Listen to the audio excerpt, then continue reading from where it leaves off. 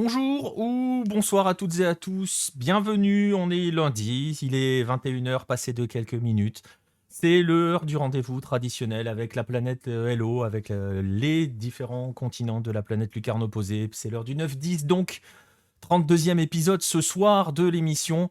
Bonsoir à tous ceux qui sont déjà dans le chat. On est ravis de vous retrouver et on va avoir une émission assez riche ce soir aussi. Vous allez voir dans un instant, je vais présenter le sommaire. Le temps pour moi, quand même, auparavant d'accueillir ceux qui vont m'accompagner. Vous les voyez juste à mes côtés. Si vous suivez déjà, si vous êtes en direct, forcément, vous les voyez. Mais si vous regardez cette émission sur le replay YouTube, vous les voyez juste à mes côtés. On va commencer par celui qui est le plus haut sur la pile. Hein. Je ne fais pas de classement parce que sinon après je me fâche. Enfin, c'est terrible. On va commencer par l'Uruguayen de service de la rédaction de Lucarne Opposée, l'homme aux 4 étoiles, Monsieur Jérôme Le Signe. Salut Jérôme. Bonsoir à tous, 4 étoiles, comme le rappelait Tata González au Chilien lors d'un match des éliminatoires en 2015, je crois, où il a passé son match à faire ça. En effet. Jérôme Le Signe, de retour, égale toujours un petit tacle placé au Chilien.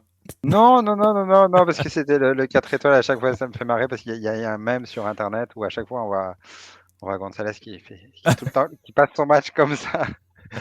Ce qui n'a pas de, enfin, c'est assez con en éliminatoire. C'est pas, quand je le dis, c'est pour sourire. C'est pas vraiment un prix à l'intelligence, quoi, de faire ça pendant tout un match, parce que on fait le kéké quand on gagne, évidemment, mais s'ils avaient perdu, les 4 étoiles n'auraient pas servi à grand chose. Mais voilà. Bonsoir à tous. Mais ça fait partie des chambrages traditionnels. Hein. On va pas revenir sur la fameuse photo de l'armoire à trophées du Chili Ouais. jusqu'à 2015, mais c'est le grand classique. Hein. Donc bon. Voilà, à ses côtés, quelqu'un qui... Bah, on va chambrer, on va continuer, on va y aller, qui est très loin d'avoir ses 4 étoiles. Vous pourriez lui faire à lui aussi, hein, Jérôme. Faudra y penser Moi, j'en ai qu'une. Moi, j'en ai qu'une. sur le prochain match, le Colombien de la rédaction, avec qui j'étais hier soir, hein, notamment pour poursuivre la fin du Sudamericano. On va y revenir dans un instant. Monsieur Pierre Gerbeau. Salut Pierre. Salut Nico, salut Jérôme, salut à tous. Ouais, je suis surpris d'ailleurs que tu n'aies pas ban Romano direct pour son... Je pense que tu es devenu plus sage avec le temps, c'est bien. Ah, il a le droit de ne pas avoir de goût. on ne banne pas les gens parce qu'ils n'ont pas bon goût, c'est tout. Voilà. Sinon, mais... on va dire les choses clairement. Tu serais pas là non plus, Pierre. Donc voilà. Oui, vous voyez, c'est bien Jérôme que vous voyez. Vous le voyez en chair et en os. Je vois qu'il y a de l'émotion dans le chat à la découverte de Jérôme. Tu n'as pas le maillot de Peñarol. Attendez. Ah. Non, je croyais qu'il y avait un maillot de Peñarol qui allait sortir de... Ah, mais celui-là est pas mal quand même. Il fallait me dire, je savais pas, je savais pas, j'étais à deux doigts de te dire, c'est un truc vidéo qu'on fait. Voilà, on te voit, mec. Voilà, et donc, on parlait de 4 étoiles. Voilà, c'est pas mal quand même comme maillot. C'était pas prévu. C'est un très bon choix. Voilà, bref, je vais avoir froid maintenant. On est tous prêts. Non, Baptiste n'est pas là. Il est bientôt de retour. Oui, c'est Danubio, Patrice, exactement. On a fait les présentations de ceux qui m'ont m'accompagné. Je vais vous montrer le sommaire. Je disais, émission assez riche. On va commencer avec la partie des news de la semaine. Trois news principales qui vont nous concerner. On va d'abord s'intéresser à une affaire qui secoue un peu. Enfin, secoue, on va pas s'enflammer non plus, mais qui fait beaucoup parler au Brésil avec un sponsor très particulier. Ensuite, on ira en Colombie parce qu'on en a parlé un petit peu hier soir dans l'émission. C'est arrivé... dans le direct, c'est arrivé hier en Colombie avec ce que l'on peut appeler désormais l'affaire Catagno. On en parlera avec Pierre dans un instant. Et puis ensuite, on parlera aussi de ce qu'il se passe au Canada du côté des féminines. Ensuite, on aura 2 dossiers au programme du jour. Le premier, ça sera forcément avec Jérôme. On parlait de 4 étoiles, on va rester dans le thème. On va parler de ce fameux Mondial 2030 et ce projet sud-américain. Cette campagne à 4 pour organiser la Coupe du Monde 2030. Ensuite, deuxième...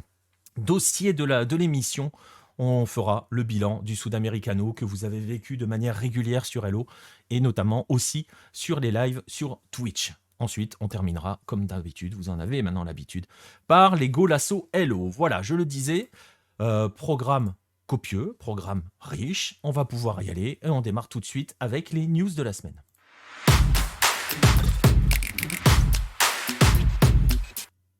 Et on va commencer, je le disais à l'instant, avec une affaire Assez particulière qui fait beaucoup débat au Brésil. Vous vous souvenez sans doute, c'était dans un des précédents 9-10 de ce club de Vitória, avec son stade et son parquage pardon, très particulier.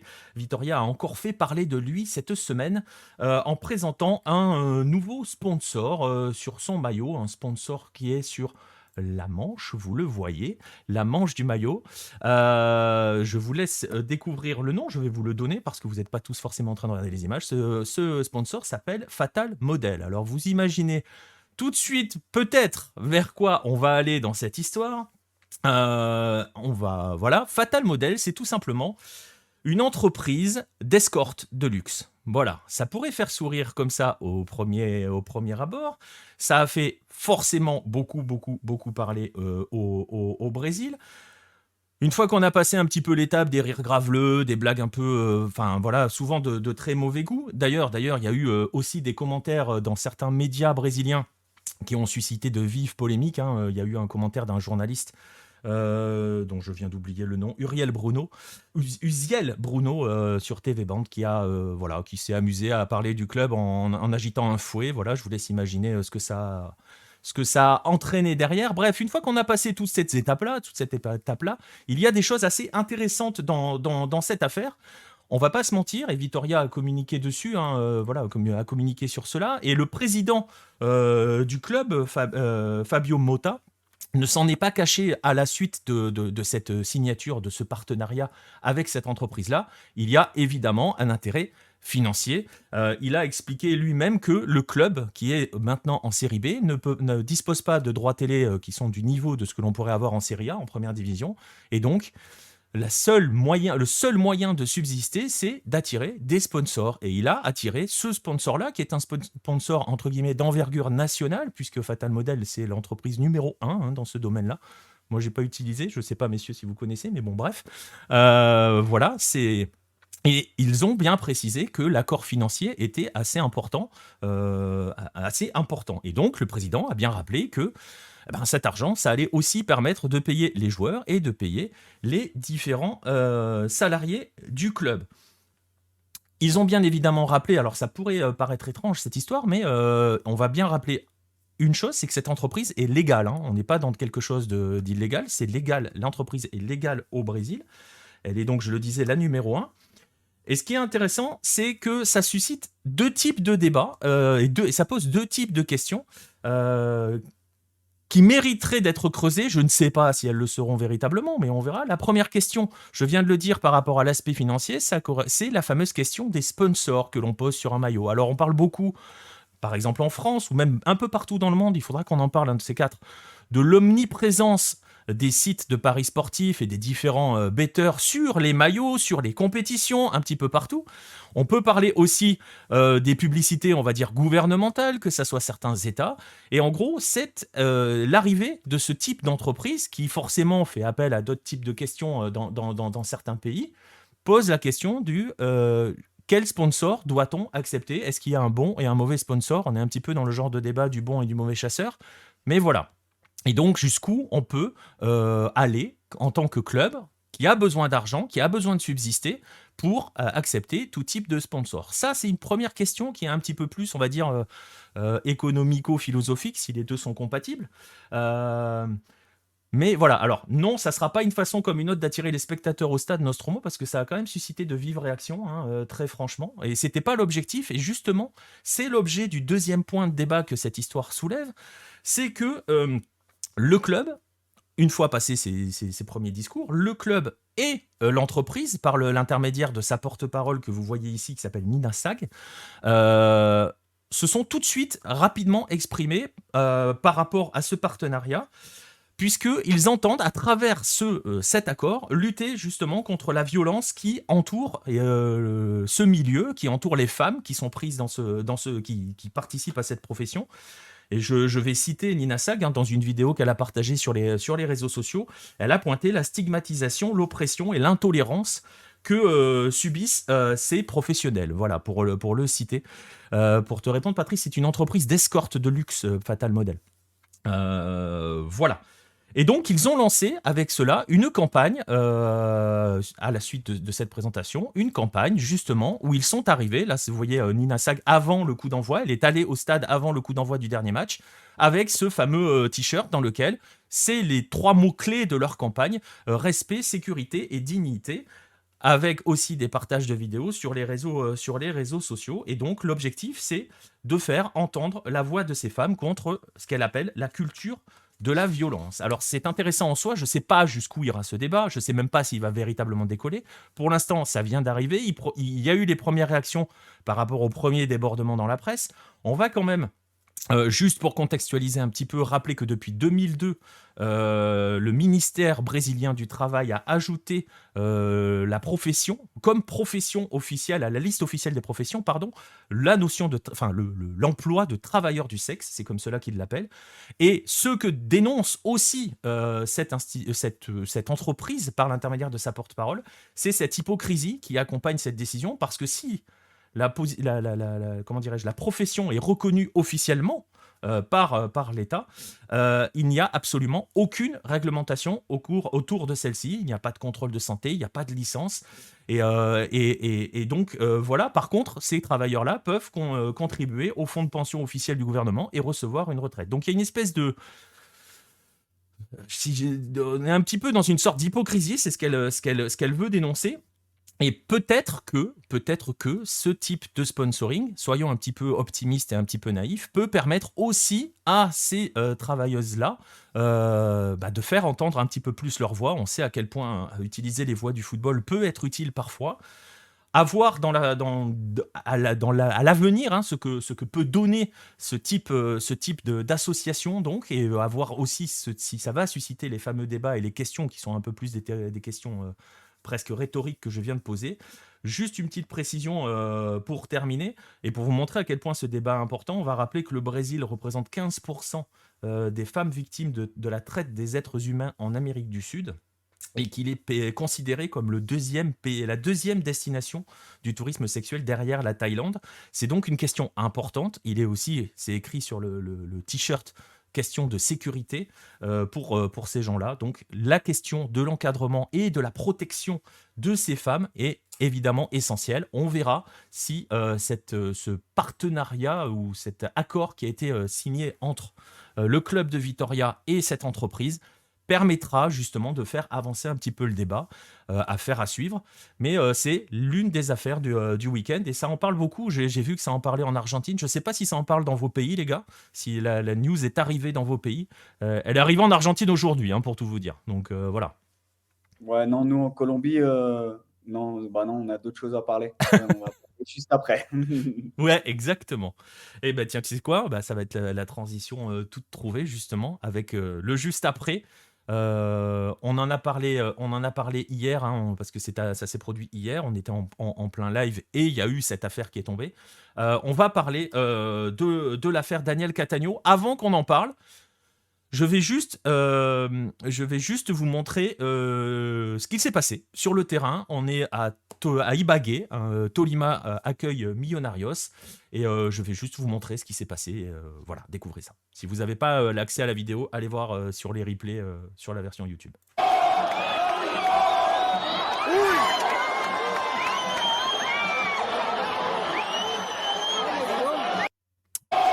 Voilà, vous l'avez vu, on a eu un joueur, je le disais à l'instant, Daniel Cattaneo, qui a été agressé par un supporter sorti des tribunes, qui est venu lui mettre tout simplement le frapper dans le dos. Ça a fait beaucoup parler, Pierre. Justement, est-ce que tu peux nous résumer un petit peu l'affaire? On a vu en image ce qui s'est passé. Est-ce que tu peux nous résumer un petit peu Ouais, les faits, tout bien. simplement? Ouais, bien sûr. Bah, tu vois, tu as montré la vidéo, donc vous voyez, hein, l'individu entrer, frapper le joueur. Ce qu'on ne voit pas dans la vidéo, enfin, on le devine, mais évidemment, le joueur, déjà, c'est dans son dos, donc il a été très surpris. Il a poursuivi l'individu. C'était pas. Non, on va pas attaquer le physique, mais bon, voilà, on va dire qu'il était moins fit que le joueur. Donc, le joueur l'a facilement rattrapé, lui a remis une baigne. Il a été expulsé par Wilmar Roldan, l'arbitre de la rencontre. Ce qui est conforme au règlement, il faut le Ah, rappeler. bien sûr. On Oui, se oui, il y souvient, a rien on a un Uruguayen avec nous, le Chili-Uruguay en Copa América 2019, Medel qui met une boîte aux supporters qui entrent sur le terrain. Les Uruguayens, à juste titre, réclamaient l'exclusion de Gary Medel.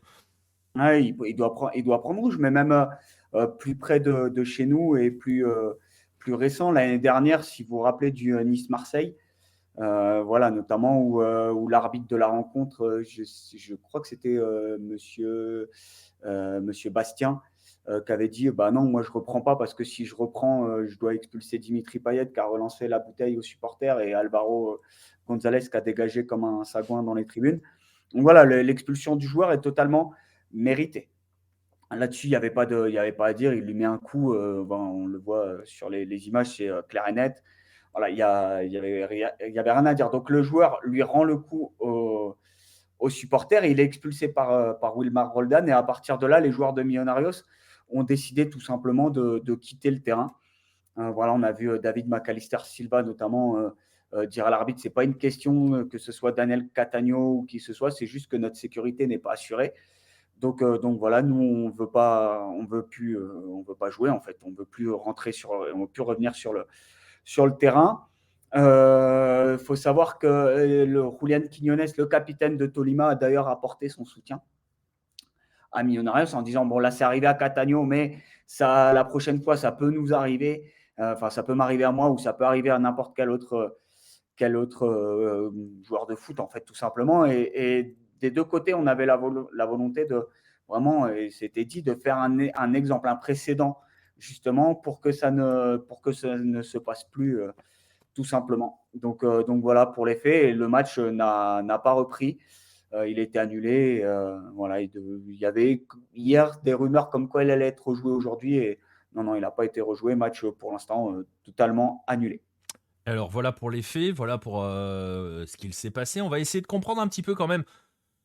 Je ne sais pas si on peut dire comprendre ce qu'il s'est passé, parce que souvent quand on dit on essaye de comprendre, on y adjoint la notion d'essayer d'excuser ou de trouver des prétextes à la personne qui a fait ça. Il n'y en a pas.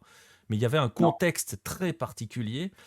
Pourquoi, voilà, c'est peut-être plus ça la question plutôt que comprendre, c'est Pourquoi pourquoi est-ce qu'on s'en est pris à Daniel Catagno?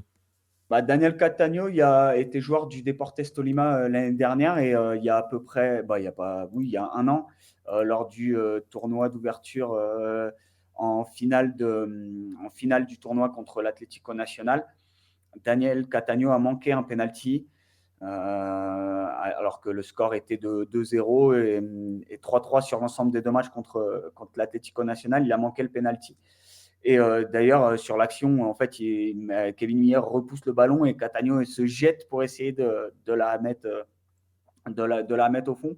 Et en fait, dans son action, il jette tout simplement sur le gardien et il est expulsé. Donc, un petit peu double peine. Et Tolima finira par perdre le titre. À la dernière minute, en jouant à 10, il perd Ouais, genre 91e, un truc comme ça. ouais, c'est ça, but de Harlan dans le temps additionnel de la deuxième période. Donc voilà, Catagno quittera le club la fenêtre des transferts suivante. Donc voilà, c'est pour ça qu'on s'en est pris, enfin, que les supporters s'en sont pris à lui. Voilà, il y a eu le geste impardonnable. Le supporter a présenté ses excuses, hein, d'ailleurs. Enfin, l'individu a présenté ses excuses dans une vidéo aujourd'hui. C'était. T'as envie, enfin, tu regardes la vidéo et tu as envie de te dire, aide-toi, ne dis rien, quoi. Et non, mais Rends-toi vraiment. service, tais-toi. Ouais, voilà, rentre au service, fait profil bas. Voilà, il fait une vidéo où il présente ses excuses en disant bon, je suis désolé, voilà, je me suis laissé entraîner, les émotions, etc. Enfin, il tente de justifier l'injustifiable en fait. Donc, au final, il s'enfonce plus qu'autre chose. D'ailleurs, bonne question, Patrice. Est-ce que le Ouais. supporter sera interdit de stade? C'est Et en tout cas. attends, 2 secondes avant que tu répondes, juste pour Red le Rouge, tu peux faire ce que tu veux hein, avec la photo. Tu peux garder la photo pour répondre à ta phrase précédente par rapport à la première news. Aucun problème. Vas-y, oui. Alors, Ouais, que risque le supporter? Patrice, c'est compliqué. En tout cas, d'ailleurs, hier soir, juste après, il y a eu un post Facebook. Alors, j'imagine que c'est vrai. En tout cas, son identité a très rapidement filtré, où il explique qu'il a été condamné à une amende très, très, très salée et il commençait déjà à demander de l'aide pour payer tous ensemble et et que voilà, en fait, que les supporters fassent une sorte de quête pour l'aider à payer l'amende. Voilà, en tout cas, l'interdiction de stade est demandée par tous les médias ou presque toutes les figures importantes du journalisme. Voilà, c'est en tout cas ce qui est demandé, qui est un processus, je ne sais pas faire d'hispanisme, un processus judiciaire, pardon. Une Voilà. procédure. Ouais, procédure. Voilà. Ah, Je ces savais que j'allais expatriés le qui faire. parlent plus français, je vous jure. Ouais, je parle plus. Voilà, en tout cas, il a demandé. Il y a tous les journalistes qui demandent à le traduire en justice, évidemment. Donc, c'est probable qu'il soit interdit de stade. Après, il y a un problème qui se soulève. J'embraye, Patrice, c'est qu'il y a très peu de contrôle en fait. Quand tu achètes ton billet, tu peux l'acheter n'importe qui. Ça veut dire que si tu veux venir voir un match en Colombie, je peux t'acheter ta place, te la donner et voilà, il n'y aura pas de contrôle d'identité à l'entrée en fait. Si tu passes avec ton billet, voilà, on ne va pas te demander tiens monsieur votre passeport, on ne va pas rentrer, c'est pas l'aéroport quoi. Tu vas pas rentrer dans un fichier. Non, mais ça, c'est valable partout. Moi, quand je vais au stade, on me demande pas ma carte d'identité. Hein. Non, mais tu es abonné, donc j'imagine que tu passes dans un portique. Oui, Enfin, en tout mais cas, un espèce de. Je ouais, connais mais pas on le. vérifie pas mon identité. Non, Je peux c'est tout vrai. à fait passer ma carte abonnée à quelqu'un qui va à ma place. Ah oui, c'est vrai. Non, non, c'est vrai. Mais voilà, en tout cas, c'est le problème qui soulève le contrôle, Et, le contrôle s'il serait suspendu de stade. Ouais. et on va rappeler quand même que bon, il y a eu ce débordement-là. Ça n'a pas été le seul autour du match. Hein. Il y a eu des Non. soucis au niveau de la barra de Millonarios dans les tribunes. Il y a surtout eu un incident avec lui, en fait. À l'arrivée à l'hôtel, il a été copieusement insulté. Il y a eu une vidéo qui a circulé sur les réseaux sociaux et on le voit faire un geste. Alors, il est dans l'ombre, hein, donc on le voit tendre la main, faire un geste. On n'arrive pas à distinguer bien ce que c'est, mais il y a un geste, entre guillemets, de réponse aux insultes. Voilà, et aux mots pas très gentils donnés par les supporters qui étaient amassés devant l'hôtel de Millonarios. Millonarios c'est les images hein, qui ont été partagées par des joueurs dont le bus a été caillassé aussi à la sortie du stade. Hein. Ouais, il y avait une belle pierre qui a volé et qui a explosé, la vitre, effectivement, des joueurs de Millonarios. Voilà, donc. Et alors, justement, voilà les faits, voilà tout ce qui s'est passé, le contexte et tout. Ça a réagi comment au niveau des présidents des deux clubs et de la Fédé, enfin la Dimayor, notre très cher Dimayor. Ouais, alors la Dimayor, ils étaient dans une logique de nous, on veut jouer. Voilà, nous, c'est bon, il ne s'est rien passé, reprenez, voilà, allez, jouez, messieurs, s'il vous plaît. Voilà, c'est pour la position officielle. D'ailleurs, la Dimayor, en fait, aujourd'hui, a communiqué, du coup, un peu moins de 24 heures après les faits. Si vous voulez aller lire le communiqué, alors si vous ne parlez pas espagnol, je vais vous donner une image pour que ce soit clair. C'est comme manger un dessert sans sucre, en fait. Hein. Ils ont C'est bon pour la pondu un santé. Hein. communiqué. Ouais, mais on parle pas de santé ici. C'est un seau d'eau chaude, d'eau tiède, pardon, d'eau chaude, mais d'eau tiède. Voilà, c'est un truc qui n'a aucun goût, aucune saveur, rien, qui procure rien en disant bon, bah voilà, nous, on condamne la violence, on a envoyé ça au comité disciplinaire, c'est eux qui vont trancher. Ah, ça, c'est pour la position officielle de la Dimayor. Le président de Millonarios a été dans une logique qui est la sienne, donc de défendre ses intérêts en disant que c'était normal de ne pas reprendre le match, que voilà, la sécurité n'était pas adaptée, mais il a aussi pris une position un petit peu au-dessus de la mêlée en disant que ce n'était pas une question de club, c'était une question beaucoup plus générale et comment arrêter la violence dans les stades, et que c'était surtout ça le problème et la préoccupation la plus importante. Alors, pour le président de César Camargo, hein, le président de Tolima, une attitude qu'on peut qualifier de honteuse, lamentable. Voilà, après le match, il a réagi à chaud et il a dénoncé. Alors, il a dénoncé évidemment, mais il n'a pas défendu l'indéfendable en disant que voilà, c'était sorti de contrôle et que évidemment fallait qu'il y ait une procédure judiciaire contre le supporter qui était rentré sur le terrain. Voilà, mais il a surtout évidemment regardé son petit prêt et dit mais c'est pas normal que Millonarios ne veuille pas reprendre, il boycotte, voilà, c'est contre l'esprit du sport, il boycotte, voilà, ils nous mettent une pression qui est inacceptable. Donc voilà, ils ont lui parce que c'est mine de rien la position officielle du club, hein, il a été dans cette logique-là de dire voilà, ok, le supporter, voilà, il va être jugé, il n'y a pas de problème. Mais par contre, Millonarios, non, vous ne nous mettez pas de pression comme ça. Ça, c'est un boycott, c'est contre l'esprit du sport. Et voilà, il a dénoncé aussi les provocations du joueur. Voilà, donc c'est une attitude qu'on peut qualifier de honteuse, scandaleuse, lamentable, à Et, vomir. et concrètement, pour pas clore cette affaire, parce qu'elle est loin d'être close, hein, il va y avoir une procédure disciplinaire hein, et il va y avoir une enquête aussi surtout, parce qu'il y a quand même beaucoup de manquements dans l'histoire, indépendamment des contrôles d'accès au stade, il y a quand même un gars qui a accédé tranquillement au terrain, ce qui peut poser un autre problème, parce que là, pour le coup, il a juste, entre guillemets, il a juste été mettre une pêche à un joueur, on peut s'imaginer que ça On peut avait un vite couteau, déborder ouais. dans le pire.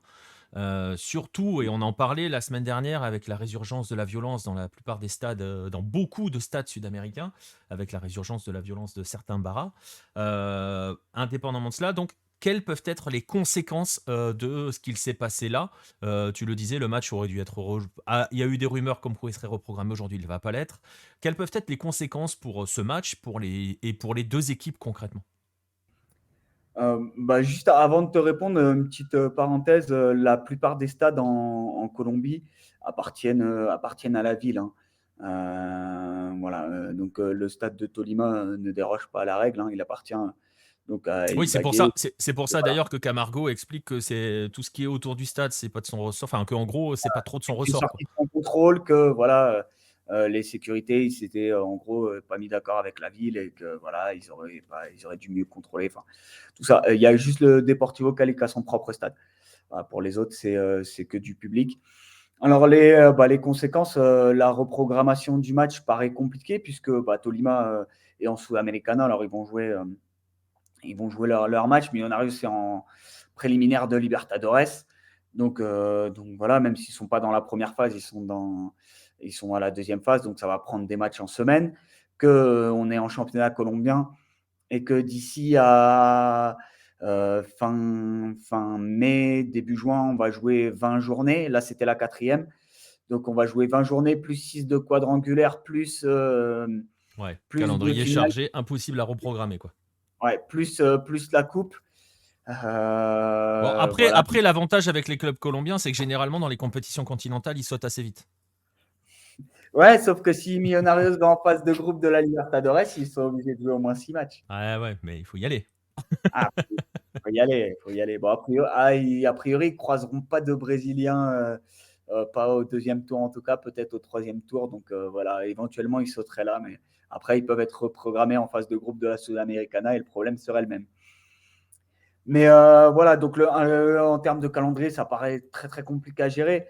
Le plus probable, c'est que ce match décide sur tapis vert, tout simplement, qui est une victoire accordée à Millonarios sur tapis vert. Ça me semble le plus logique, en tout cas. Voilà, rejouer, ça semble très très compliqué, à moins de faire un truc vraiment complètement débile avec 2 matchs en l'espace de 24 ou 48 heures sur une date FIFA moisie ou, tu Mais, vois, ou de mais, mars. mais Voilà. tu parles de donner les 3 points à Millonarios. Bon, j'ai vu passer hein, quelques articles, je sais plus lequel des deux. Le président dit que c'est pas une affaire de 3 points. Je crois que c'est le président de Milos d'ailleurs. Euh, Sauf qu'on sait très bien comment ça va se passer. Si la place pour les quadrangulares se joue à pas grand-chose, les 3 points, personne ne va vouloir les perdre dans cette histoire. Et donc, il va y avoir un combat entre justement le Tolima de Camargo et le Millonarios qui va essayer Mhm. de récupérer ses points. C'est Camacho, le président de Millonarios. Ouais, ouais, Enrique Camacho. Ouais, c'est sûr que ça peut, mais après, enfin voilà, tu peux pas trancher d'un côté ou de l'autre. Du côté de la Niemeyer, le match n'avait pas commencé, hein. Les joueurs Ouais. étaient en train de se mettre en place après les protocoles.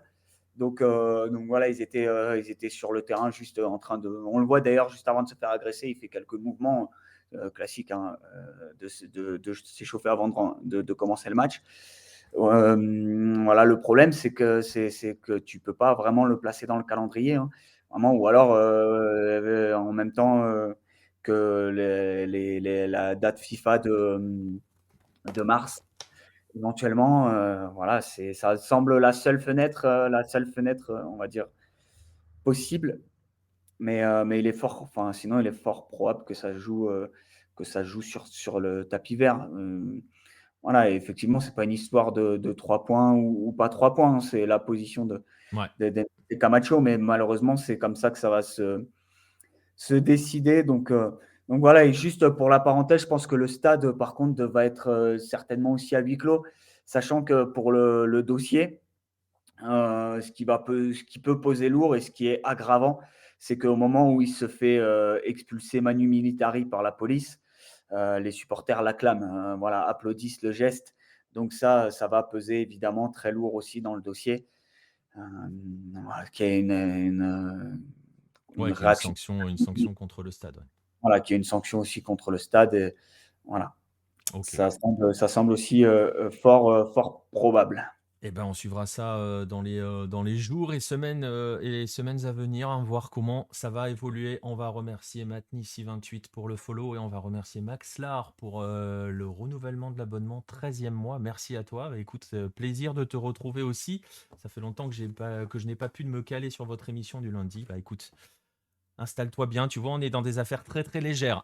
Comme d'habitude, le lundi en ce moment, si vous êtes de bonne humeur, on est là pour vous calmer très très vite avec les affaires qui entourent la planète Hello. C'est un peu le principe de l'émission.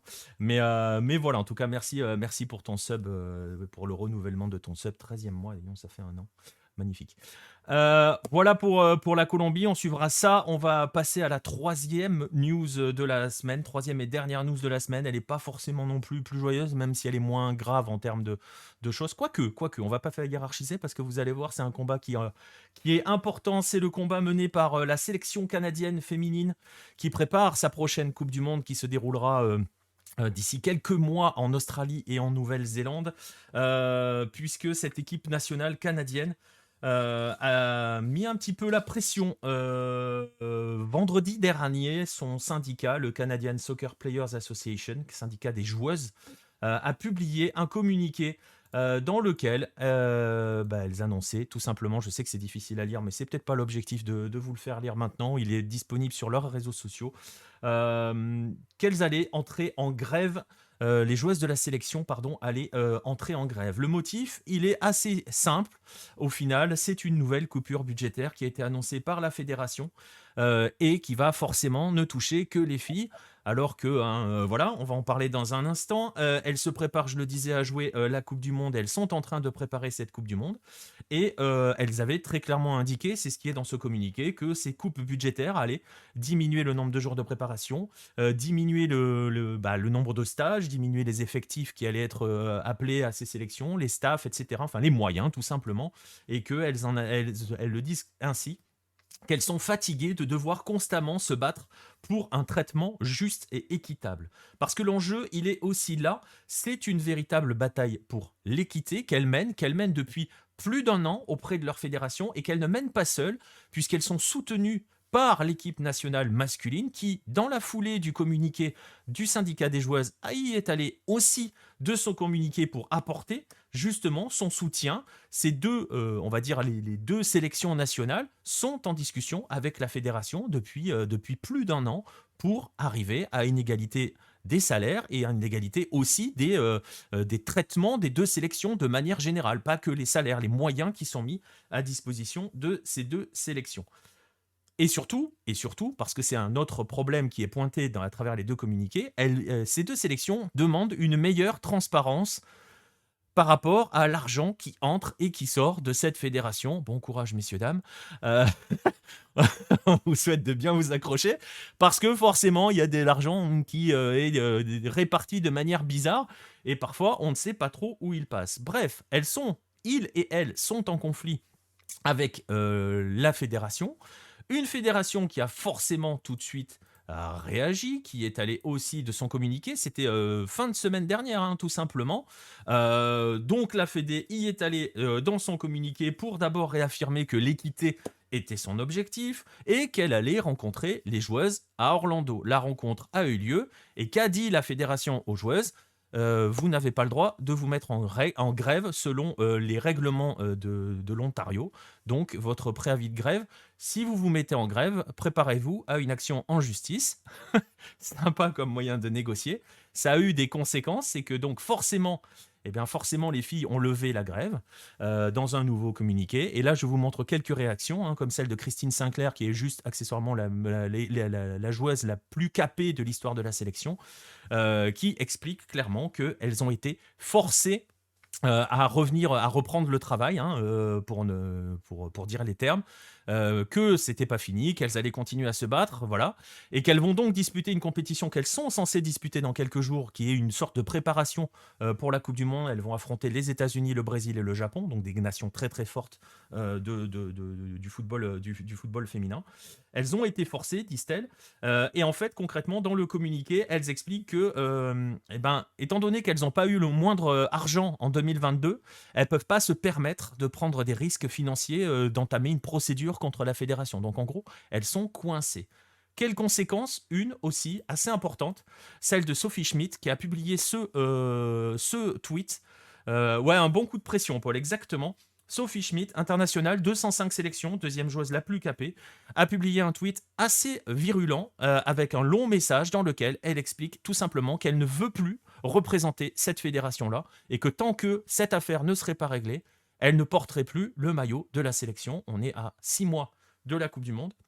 La décision est forte, le message est clair. On va rappeler que donc elles sont soutenues par les hommes, elles sont soutenues aussi par d'autres internationales, notamment les internationales américaines. On a vu Alex Morgan notamment qui cette semaine a mis une boîte à la FIFA avec les sponsors saoudiens, a aussi annoncé son soutien envers les filles en mettant un coup de pression sur la fédération. On rappelle juste que le Canada, ce sont juste les championnes olympiques en titre, qu'elles ont joué les 2 dernières finales de Gold Cup, que voilà, elles seront dans le groupe B avec le Nigeria, l'Irlande et l'un des 2 pays hôtes, l'Australie, lors de la prochaine Coupe du Monde. Est-ce qu'elles pourront boycotter la Coupe du Monde Nostromo, vu comment la Fédé a traité leur préavis de grève? Je miserai pas grand-chose là-dessus, si tu veux mon avis. Je ne sais pas trop comment elles vont pouvoir gérer cela. Mais voilà. Après, oui, il faut dire à Sophie Schmidt qu'elle ne représente pas la fédération mais le pays. Je t'invite, je mettrai le tweet si tu veux, Red le Rouge. Voilà, la décision est forte. Il faut aussi prendre des décisions fortes si elles veulent se faire entendre. Elles ne se font pas entendre depuis plus d'1 an.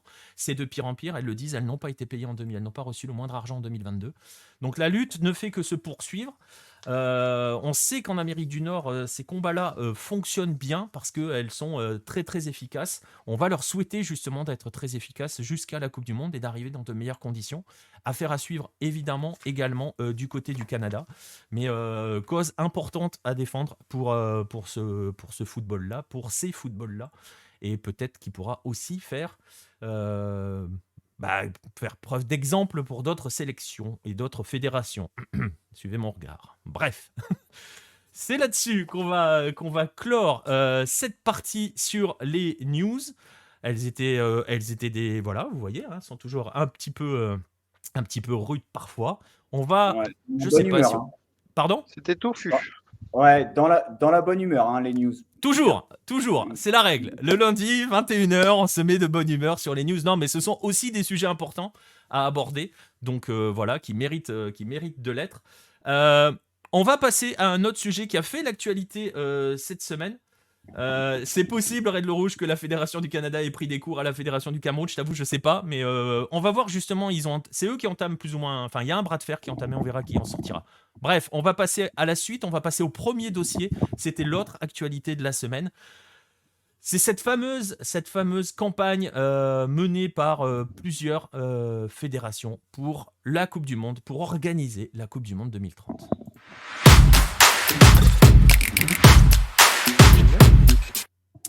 Et pour cela, on va se tourner vers Jérôme. On va en parler tous les deux, Jérôme. on va rappeler qu'en 1930, pour ceux qui ne le savent pas, l'Uruguay, pour ceux qui ne le savent pas, ça existe ça? Des gens ici qui ne le savent pas, en 1930, l'Uruguay remportait un véritable bras de fer politique avec la FIFA, réussissait à organiser sa Coupe du Monde, enfin sa Coupe du Monde, la Coupe du Monde de la FIFA, la première sous cette appellation. On va en parler dans un instant. Et un siècle plus tard, et finissait par la remporter, hein, il l'a sauvée accessoirement. Un siècle plus tard, ce pays se retrouve au sein d'une candidature commune. Ils sont 4. On va donc appeler ça la candidature de l'Amérique du Sud, hein, qui a d'ailleurs comme slogan Juntos, ensemble. Et donc, veut organiser ce mondial du centenaire, puisque il est question de la Coupe du Monde 2030, qui sera celle du centenaire. On va donc en parler avec toi, Jérôme, de toute cette histoire. On va essayer aussi de comprendre pourquoi c'est pas anecdotique l'Uruguay 1930 et pourquoi l'Uruguay a joué finalement un rôle fondamental. On a un petit peu rigolé, entre guillemets, avec les 4 étoiles au départ. Il y a déjà eu un podcast que l'on a fait ensemble sur ces fameuses 4 étoiles de la Céleste. Donc je vais vous renvoyer là-dessus, je vous mettrai les liens comme il faut. Mais on va parler de tout cela, de tout comprendre, de comprendre ce qui est en jeu. On va commencer surtout par revenir donc au point de départ de cette histoire, ce projet de mondial 2030, parce que si l'annonce a été faite cette semaine, l'idée n'est pas du mois dernier, si je puis le dire. Elle ne date pas au moins de la Coupe du Monde en tout cas, c'est pas ça qui a donné l'idée, elle est bien plus vieille que ça. Oui, non, ça remonte à longtemps, au début des années 2000, puisque l'Uruguay réfléchissait déjà à se porter candidat. Ils ont reçu l'aval à l'époque de Sepp Blatter, notamment, qui avait rencontré le président de la République uruguayenne, Tabaré Vázquez, grand amateur de football dans le milieu de la décennie. Ça a reçu l'aval de Nicolas Leos, le président à l'époque de la CONMEBOL. Rapidement, les Uruguayens proposent aux Argentins de s'unir, pensant que le pays est trop petit pour accueillir une coupe du monde. Bon, maintenant C'était la fameuse avant le fameux match Uruguay-Argentine là où on a Suarez et Messi hein, qui ont le 20 et le 30 là, c'est ça? oui, mais ça Ah non, c'est plus c'est bien récent ça. après déjà, parce que Ouais, c'est vrai. ça c'était 2017, 2017 ou 2019, ce match-là en Israël, Uruguay et Argentine, où on voit les 2 avec le maillot. Non, ce qu'il y a de rigolo, c'est que, l'Argentine au départ de Gondonadi, oui. À un moment donné, l'Argentine se retire un petit peu, ils sont plus sûrs, trop de problèmes dans le pays. Ce qui fait que l'Uruguay fait un projet de candidature commune avec le Chili uniquement. Un projet Uruguay-Chili qui aurait été un petit peu, rigolo finalement, politiquement c'était pas enfin, que ce soit politiquement ou footballistiquement, c'était assez peu concevable. Donc les Argentins rapidement c'est là que le Chili rentre dans la danse, c'est-à-dire que c'est à ce moment-là, lors d'une candidature Uruguay-Chili que le Chili rentre dans la danse. L'Argentine revient à la table de négociation évidemment, notamment quand Macri revient au pouvoir. Le Paraguay est rajouté, parce que, le président de la CONMEBOL insiste, parce que c'est là où il y a le siège de la CONMEBOL notamment et puis parce que voilà, ils veulent rajouter donc le Paraguay à la liste. Maintenant, ils finissent même par vouloir rajouter la Bolivie, notamment les Argentins qui veulent rajouter la Bolivie. Ça râle un petit peu en Uruguay en disant: «Bon, on va peut-être pas non plus rajouter le Suriname, hein, faut pas déconner». Mais, mais voilà et l'Uruguay tient d'être dans ce projet-là, l'Uruguay tient toujours la corde, pardon, pour accueillir la finale de la coupe du monde en 2030. Ouais, voilà, alors vous le voyez, ils sont 4. On ne sait pas s'ils seront 5, mais je sais qu'Hannibal Fernandez a bien, le président de l'Argentine, avait, tu le disais à l'instant, hein, bien insisté pour que enfin, bien insisté à essayer de faire un appel pour la Bolivie. Je sais que la Bolivie s'était déjà proposée hein, il y a quelques temps hein, déjà pour venir aider. Bon, on verra. On va pas juger hein, sur la notion d'organisation à 4. On va juste rappeler qu'en face, il y a quand même une entité qui mélange Espagne, Portugal et Ukraine. Donc, je ne sais pas lequel des deux est le plus crédible dans les 4. Hein. On va pas aller plus loin que ça. Mais bon, bref. On va, nous, en profiter. On va commencer par... on va profiter de cette candidature pour justement, et je le disais un petit peu en introduction, rappeler à quel point l'Uruguay a été essentiel en fait, concrètement, dans le sauvetage, dans la création et dans le sauvetage de ce qu'est aujourd'hui la Coupe du Monde de la FIFA. Oui, bah, le premier vrai tournoi mondial donc est celui de 1924. On l'a déjà abordé, sur le sujet. C'est notamment un tournoi mondial parce que pour la première fois, des équipes américaines viennent jouer en Europe. Heu, c'est le cas des États-Unis pour l'Amérique du Nord et de l'Uruguay pour l'Amérique du Sud. Donc l'Uruguay a très tôt un rôle, de pionnier dans l'organisation de tournois véritablement mondiaux. Hem, Ça se refait en 1928 à encore plus grande échelle puisque pour le coup, aux Pays-Bas, aux Jeux olympiques d'Amsterdam participent, les États-Unis, le Mexique, le Chili, l'Argentine et l'Uruguay. Le Chili, je suis pas oui, oui, le Chili aussi. Donc il y a vraiment un nombre de pays assez conséquent des Amériques qui viennent participer, aux tournois olympiques. À la suite de ces 2 tournois, la FIFA décide, pour, plusieurs raisons, mais déjà parce que c'est principalement dans ses statuts, hein. C'est-à-dire que la FIFA a été fondée au départ pour organiser un tournoi international. La FIFA décide de faire son propre tournoi vraiment, et donc d'organiser sa première coupe du monde en 1930. Heu, la décision du pays hôte est décidée au congrès de Barcelone, qui a lieu, en 1929, un congrès de la FIFA, qui décide à l'unanimité d'attribuer, le tournoi à l'Uruguay. Sauf qu'en fait, l'unanimité est une fausse barbe parce que ça cache derrière un jeu politique. En fait, les Européens décident dès le départ de pas voyager, de pas y aller. Ils votent pour l'Uruguay, mais en fait, ils votent pour torpiller un petit peu cette compétition. On le voit d'ailleurs que tous les pays, l'Italie, l'Espagne, l'Allemagne, tous les pays qui auraient pu participer, décident de se retirer finalement. C'est aussi, Malgré c'est aussi un petit peu les conséquences parce qu'ils sentent que c'est en train de leur échapper cette histoire. oui La et FIFA est pour très européenne, elle vient de se faire fesser en 24 et en 28. Elle voit aussi le développement du foot de l'autre côté de l'océan et pas qu'au sud, hein, au nord, on peut parler des États-Unis. Elle sent que l'histoire est en train un petit peu de lui échapper et elle veut reprendre le contrôle de la chose aussi. Donc c'est aussi l'idée de torpiller l'Uruguay en lui disant bah t'y arriveras pas quoi. Oui et celui qui mène ceux qui mènent la révolte à l'époque sont les Italiens, qui reprochent vivement à Rimé d'avoir organisé un tournoi mondial et non pas un tournoi continental, comme l'ont fait les Sud-Américains. C'est-à-dire que les Italiens disent: «On n'a pas de tournoi continental, on n'arrive pas prêt aux tournois mondiaux et on va se faire frapper par les Sud-Américains. Quel est l'intérêt de faire ça?» Les Italiens n'ont pas complètement tort, c'est-à-dire que alors sur la forme évidemment, c'est assez dégueulasse d'attribuer une compétition à un pays et de pas y aller derrière. Sur le fond, ils ont assez raison que la FIFA va naître 40 ans après la CONMEBOL, la SCSF, Confédération sud-américaine de football.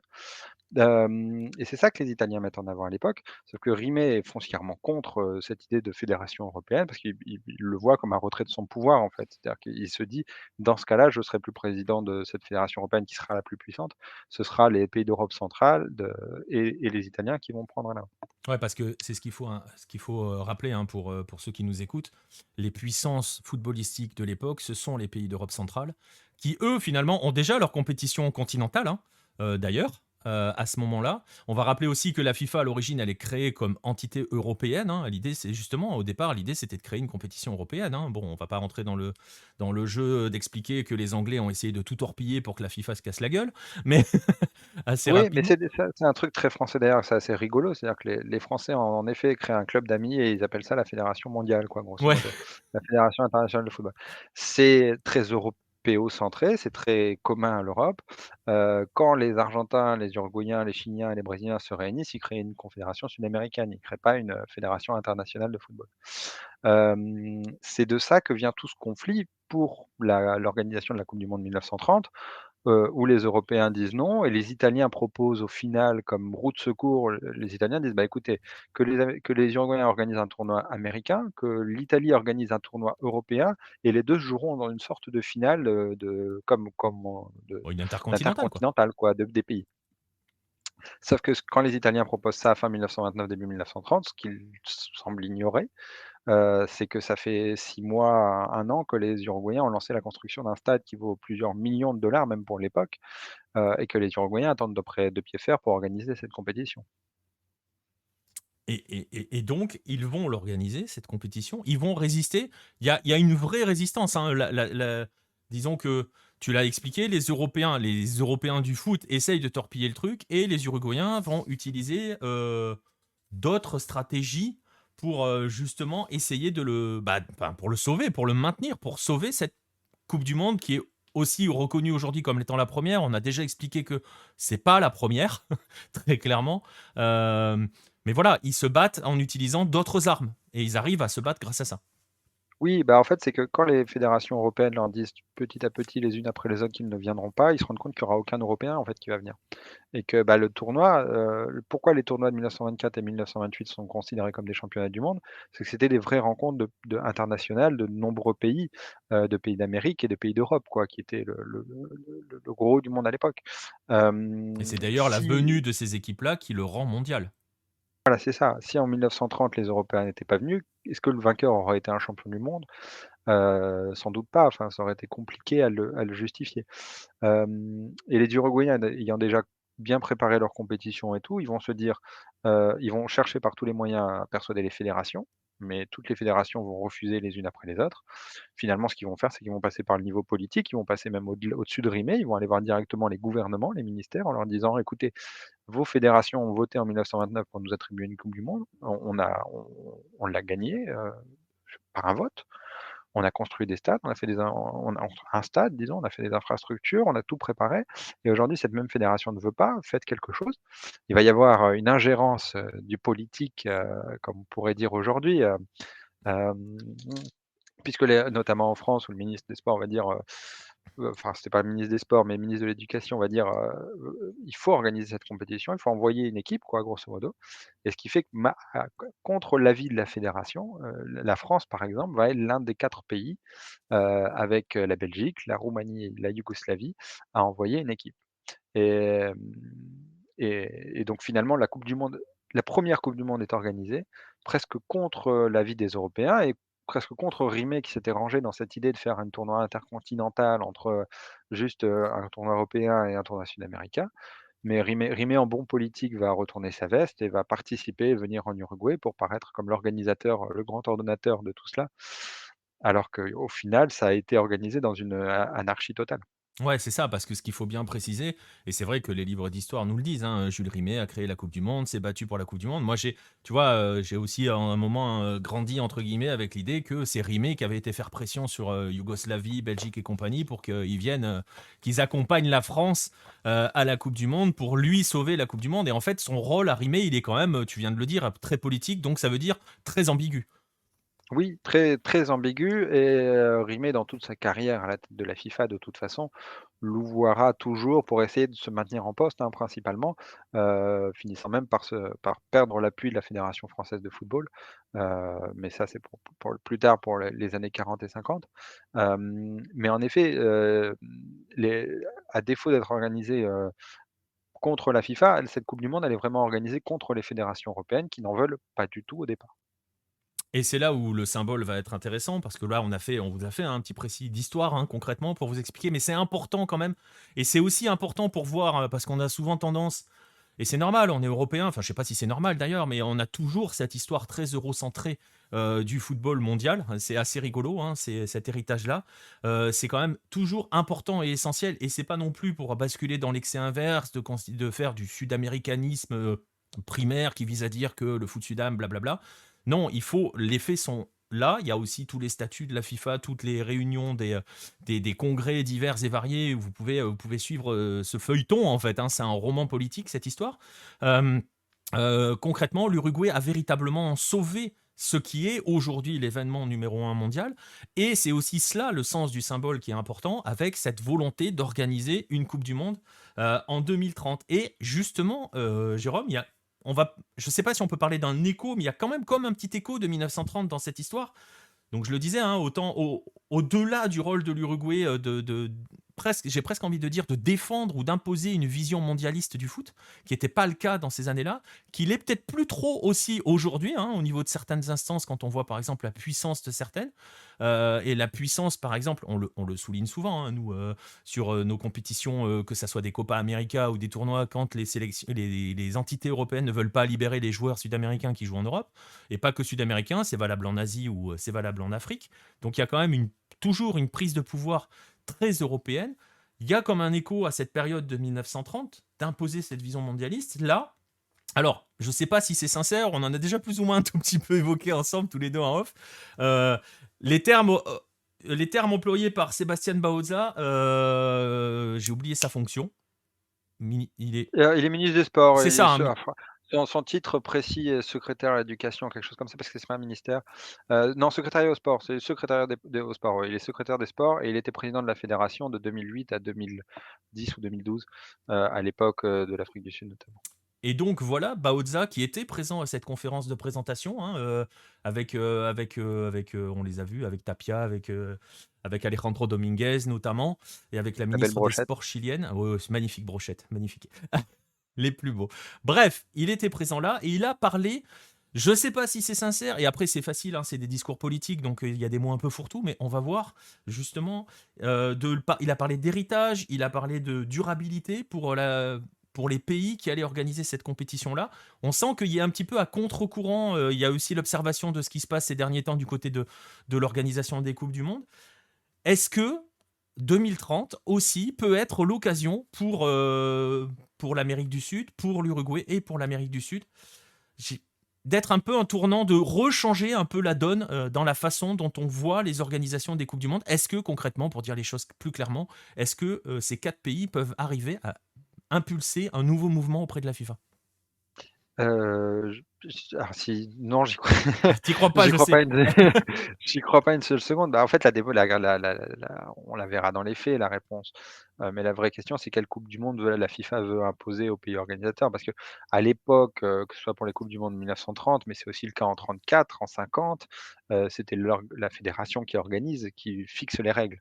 On le voit notamment sur 1950, où on est en train de travailler là-dessus, où c'est la CBD qui régit le tournoi, qui décide comment on l'organise, qui régit un peu tout, quoi, en fait. Donc si on laisse la main à Sébastien Bauza, pourquoi pas? J'ai mes doutes, mais si on laisse les Sud-Américains organiser leur coupe du monde, ça pourrait être une belle chose.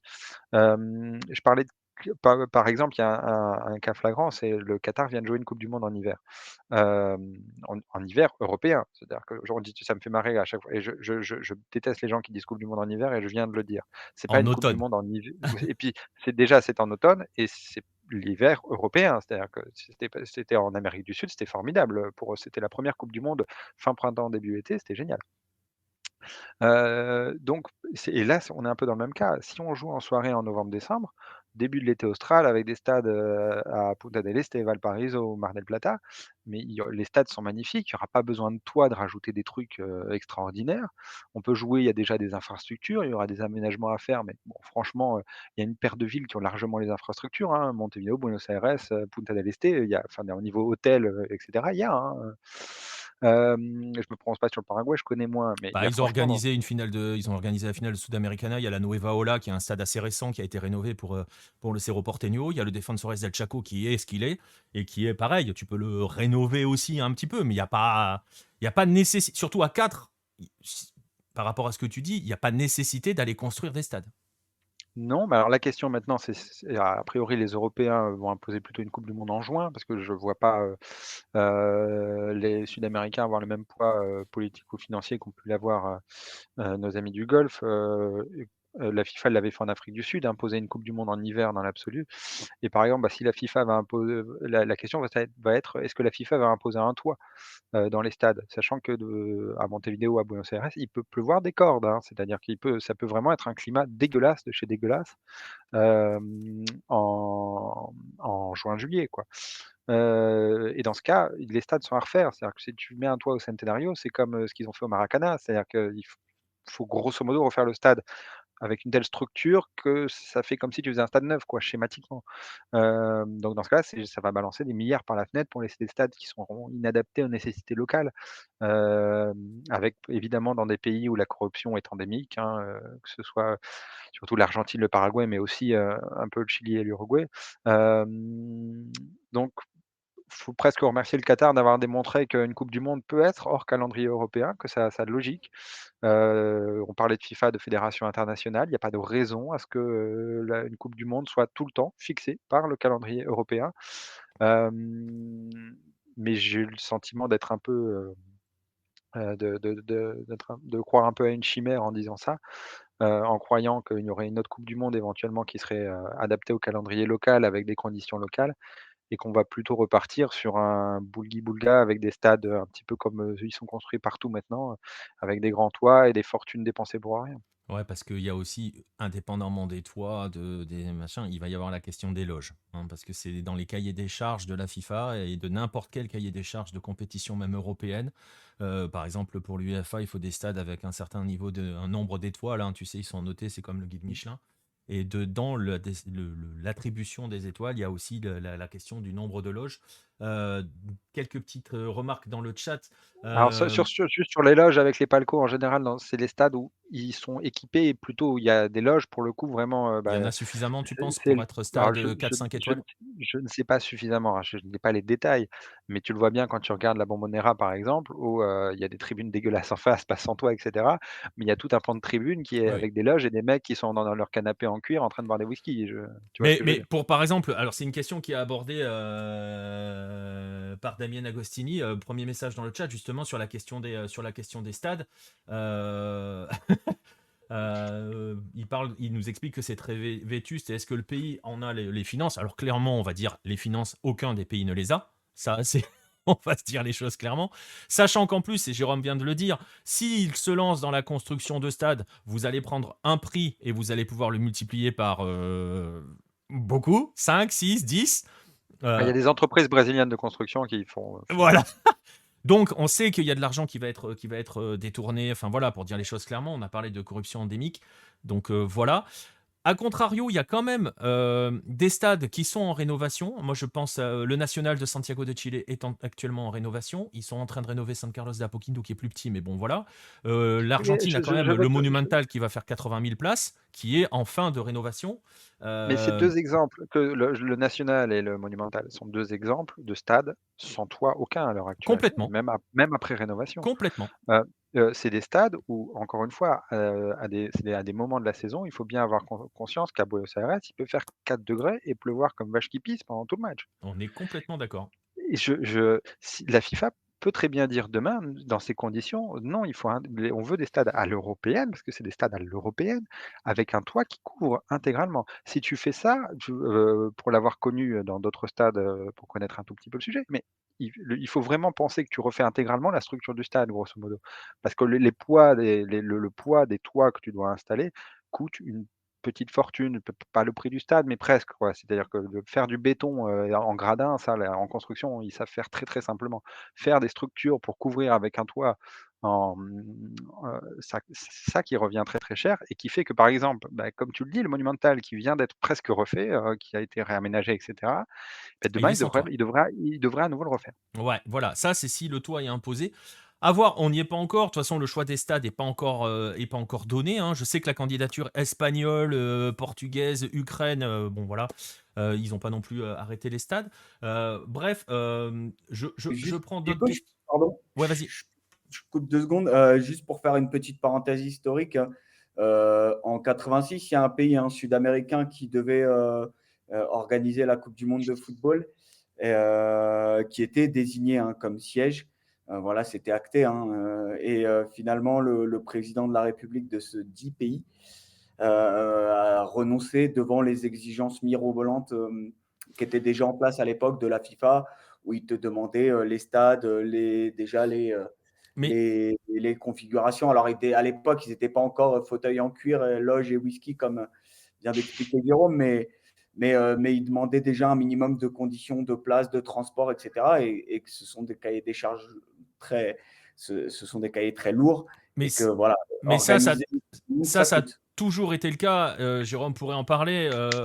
On parlait de la politique et du torpillage de l'Uruguay pour l'organisation de 1930. Le torpillage est aussi passé par un degré d'exigence qui n'a cessé d'être augmenté par les différents pays de la FIFA pour que l'Uruguay, au bout d'un moment, finisse par dire bon, bah là, on peut pas. Et comme ça n'a pas marché, ils ont fini par dire on ne vient pas. Il y a eu tu vois, c'est allé crescendo. Donc la notion d'augmenter les exigences pour justement dicter sa loi, bah, elle est centenaire, hein, concrètement. Elle est centenaire. Oui, et des exigences souvent, comme pour revenir un peu à ce qu'on disait, mais de la partie européenne de la FIFA, c'est-à-dire, d'une partie qui, au fond, préféreraient souvent que le tournoi se joue chez eux, à leurs conditions, comme dans le calendrier, dans leur calendrier qui va de août à mai, avec la compétition au mois de juin, dans leurs souhaits, voilà, dans ce schéma-là et chez eux, quoi, tout simplement. Exactement. Pour prendre quelques remarques et quelques questions, Nostromo qui nous demande pourquoi est-ce qu'à l'époque le trophée était remis au sélectionneur et pas au capitaine. À partir de quand ça a changé? C'est une bonne question, mais il me semble par exemple que 50, c'est Varela qui reçoit le trophée sur la pelouse. Oui, mais alors, c'est Enfin, dans des circonstances oui, très, très mais oui, spéciales parce mais que pour le coup, Rimet est perdu, ne comprend pas ce qui se passe. Les Brésiliens, la pelouse est envahie mais il le et c'est remet au Varela capitaine. et oui, et c'est Varela qui va chercher Rimet, qui lui dit: «File-moi la coupe» et il se barre avec, mais sans dire merci ou quoi que ce soit et sans laisser Rimet dire un seul mot. Parce que Et c'est peut-être, et tu vois, c'est peut-être finalement un Uruguayen qui a initié ce mouvement de remettre la coupe oui. au capitaine. Non, mais alors ce qui est rigolo, c'est que ce qu'on voit au début des je faudrait vérifier sur 1930. À l'époque, ce qu'on dit sélectionneurs aujourd'hui avaient beaucoup moins de poids qu'ils en ont aujourd'hui, Mm. pour plusieurs raisons. Parce que déjà, il n'y avait pas de changement durant les matchs, et pour une deuxième raison qui est qu'en général, c'était une sorte de comité qui choisissait la sélection des 11 joueurs, qui était avec le président de la délégation, le capitaine, les joueurs avaient leur mot à dire. Donc le sélectionneur à l'époque a quand même beaucoup moins de poids. Je suis pas sûr que, ce soit Suppicy qui l'ait reçu en En 30, ouais. 1930. Je j'ai pas d'informations sur le sujet. Il me semble que l'Italie, c'est le sélectionneur qui le reçoit. J'ai un doute, faudrait vérifier, faudrait regarder les photos. J'avoue, j'ai pas toutes les photos en tête. C'est une bonne question.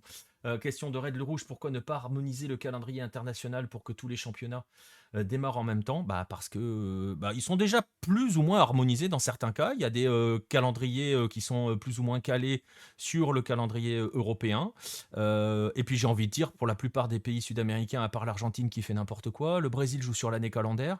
Mais les autres, le Chili joue sur l'année calendaire aussi, avec une trêve qui L'Uruguay correspond aussi. à la trêve. Ouais, mais avec des tournois, des deux mini-tournois. Ce- Oui, ce- mais qu'il y ait une phase aller, une phase retour. Enfin après Certes, mais ces tournois sont dissociables, tu vois ce que je veux dire. Ce qui n'est pas le cas du Brasileirão ou du championnat chilien, où c'est un championnat aller-retour entier, tous les points. Tu repars à zéro à mi-saison, toi, dans ton cas, avec les tournois mais mais d'ouverture mais et de clôture. mais ceux qui le font pour coller au calendrier européen. C'est-à-dire que Exactement, c'est le là où font je par voulais en venir. mimétisme C'est là où je voulais en venir, et c'est que c'est et déjà plus ou moins le cas. Et oui, et c'est pas forcément une très bonne chose, 1er point, et 2e point, il y a des pays, par exemple en Afrique, où c'est pas possible. Ça n'a pas de logique de Non, de fonctionner comme ça. Logiquement, le football doit être joué, dans les moments les plus froids, enfin, ou les moments les plus jouables de l'année, parce que pas forcément les moments les plus froids. En Norvège, ils ont un calendrier différent. D donc logiquement, ça doit être adapté à la réalité de chaque pays et ça ne doit pas coller, forcément à ce que l'Angleterre a décidé de faire il y a 150 ans. exactement. D'autres questions. La question sur la répartition des matchs entre les quatre pays. Franchement, je suis pas sûr qu'il s'écharpe trop là-dessus. Jérôme le disait, la finale pour l'instant est en train, dans ce projet-là, de s'orienter vers l'Uruguay. On peut imaginer que si la finale est en Uruguay, le match d'ouverture sera en Argentine. Voilà, c'est pas pour l'instant. La discussion n'est pas là, en tout cas, pour l'instant entre ces pays-là. Pour Oui, et l'instant, c'est les stades sont pas encore définis, hein, donc c'est voilà, pour c'est ça ça. aussi qu'il y a pas de Et les possibilité de faire. éliminatoires aussi, ça va être sympa, hein. Après, on est à 48, Pierre, hein, donc c'est une Coupe du Monde à 48. Donc voilà. Ouais, mais là, avec la 48, les Sud-Américains ont 6 Tu te places, battras. Les autres se battront pour 3 ou 4 places. 3 places. Et puis c'est tout. 3 places. Ok, mais ça Il va va te rester 6 équipes pour se battre pour 3 places. Voilà, hein, ça va. Hein. Le Brésil ira. Ouais. Et puis les autres essaieront de faire ce qu'ils peuvent. Mais bon, voilà, pour l'instant, en tout cas, en termes on n'a pas tous les contours du projet. Pour l'instant, on a juste cette photo où tout le monde est heureux, sourit en montrant son t-shirt 2030 Runtos. On va voir s'ils vont rester ensemble bien longtemps, parce que ça, c'est une autre question qui peut se poser. Le projet de la Bombonera couverte, Damien Agostini, oui.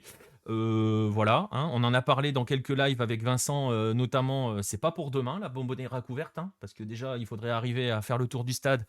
Et ça voudrait dire qu'il faudrait arriver à se mettre d'accord avec les riverains. C'est loin, loin, loin d'être gagné.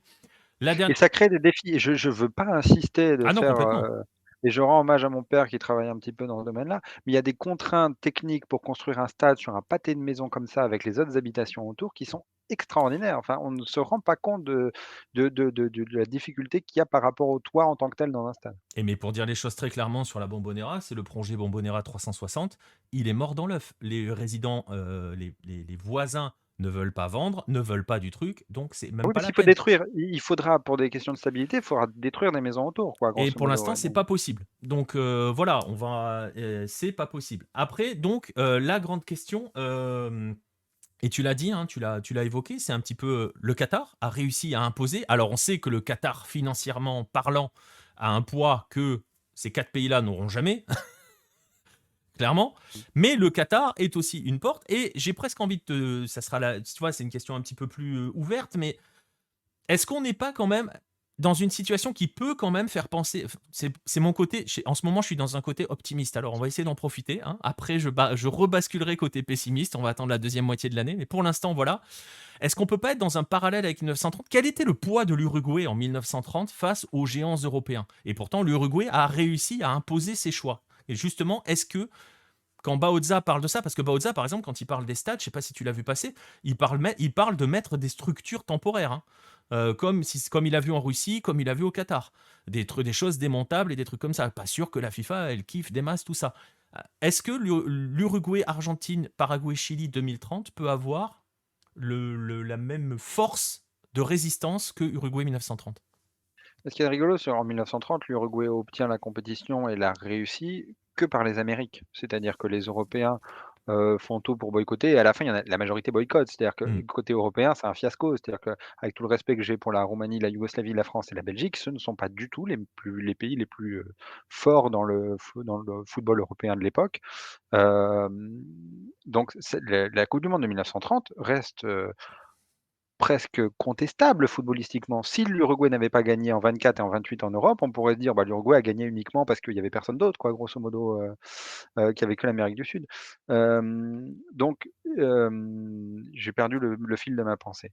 Heu, je suis pas sûr qu'aujourd'hui, ce soit possible de repartir sur ce même, scénario d'une organisation vraiment fait par les pays sud-américains. C'est ça ma question de départ. C'est est-ce que la FIFA va accepter, de se Ah, faire dicter un peu comme elle l'a fait par le Qatar, les conditions dans lesquelles sont organisées la compétition? Comme je l'ai pour moi vraiment on se rend pas compte, mais pour moi l'un des points clés, ce sera quand ce sera joué dans la saison. Hem, Parce que vraiment pour le coup, en été, austral, ça peut être magnifique, quoi.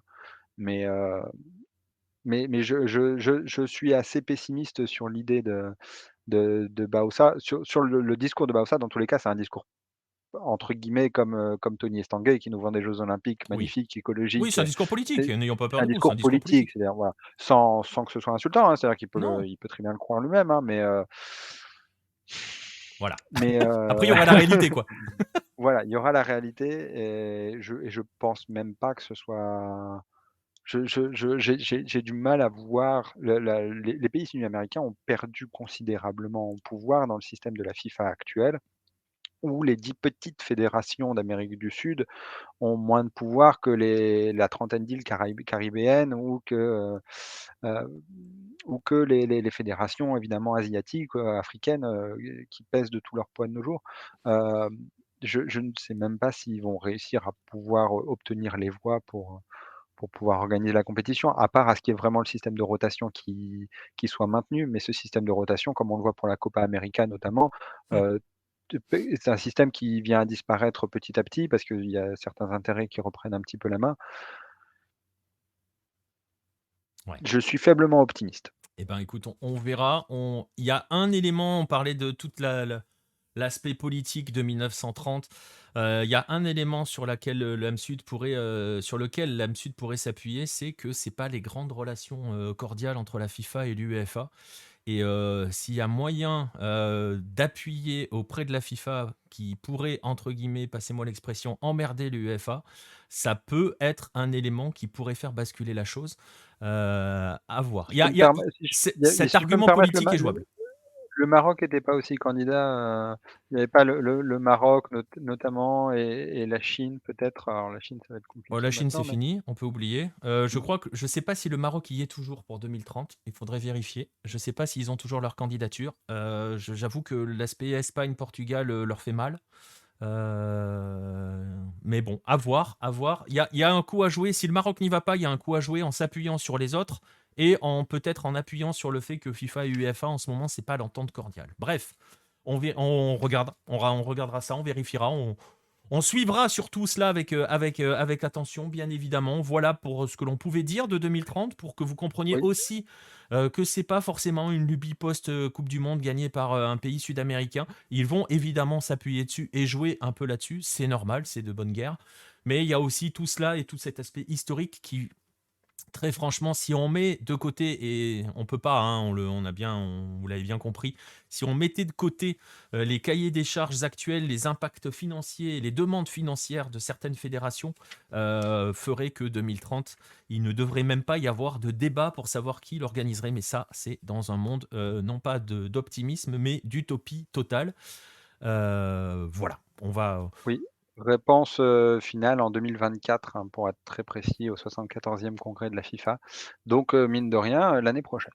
Et ça va arriver très vite, donc il y a une grosse campagne de lobbying qui a démarré, et bon courage à tout cela, à tous ceux qui vont la mener. Voilà pour ce dossier mondial 2030. Merci à toi, Jérôme, hein, pour cet aspect historique et la réalité du moment. On va passer au dernier dossier de l'émission. On va rester entre Sud-Américains. Tiens, pour le coup, pas de FIFA, pas d'Européens, pas encore. On ne sait jamais. On va aborder maintenant le Sud-Americano qui s'est terminé hier soir. On va en faire rapidement le bilan.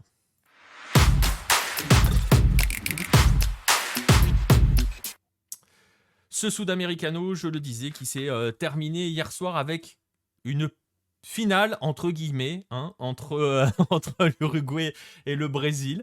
Je sais que quand j'utilise le mot finale, et je te vois sourire, Jérôme, tu n'aimes pas, parce que c'était pas une vraie finale, mais c'en est Ce une. n'était pas Euh, une finale. Ceci n'était pas une finale.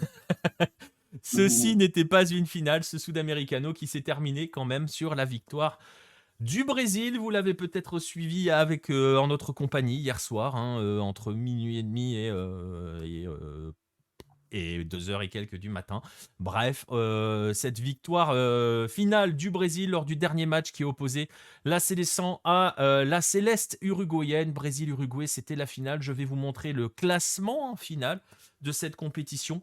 Et justement, on va profiter de ce classement final brièvement, Pierre, on va démarrer ce bilan. On va parler de ces quatre équipes qui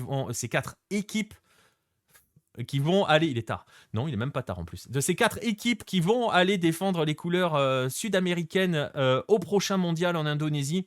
On terminera par Brésil et Uruguay ensuite. On va commencer par Colombie et Équateur. L'Équateur qui a arraché sa place au dernier moment, et la Colombie qui finalement, on le disait un petit peu hier, a gagné sa compétition concrètement.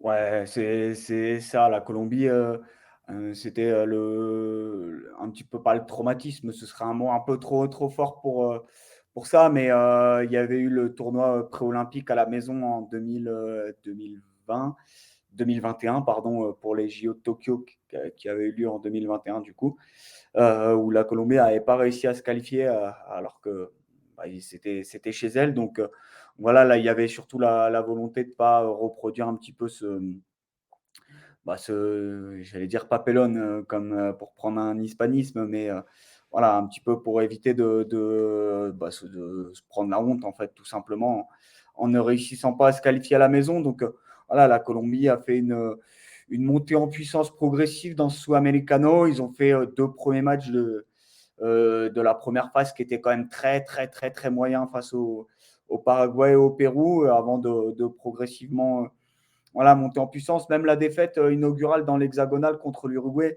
alors elle a scellé ses chances, hein, de remporter ce Sudamericano, mais elle était loin d'être ridicule ce jour-là, et le match était quand même plutôt équilibré. Voilà, donc la Colombie a réussi à assurer rapidement, sans stress, sans pression, la qualif. Et voilà, d'ailleurs, les réactions hier après le match contre le Venezuela, c'était les réactions de supporters et de joueurs qui étaient contents Voilà, on a eu des tours d'honneur, on a eu des applaudissements.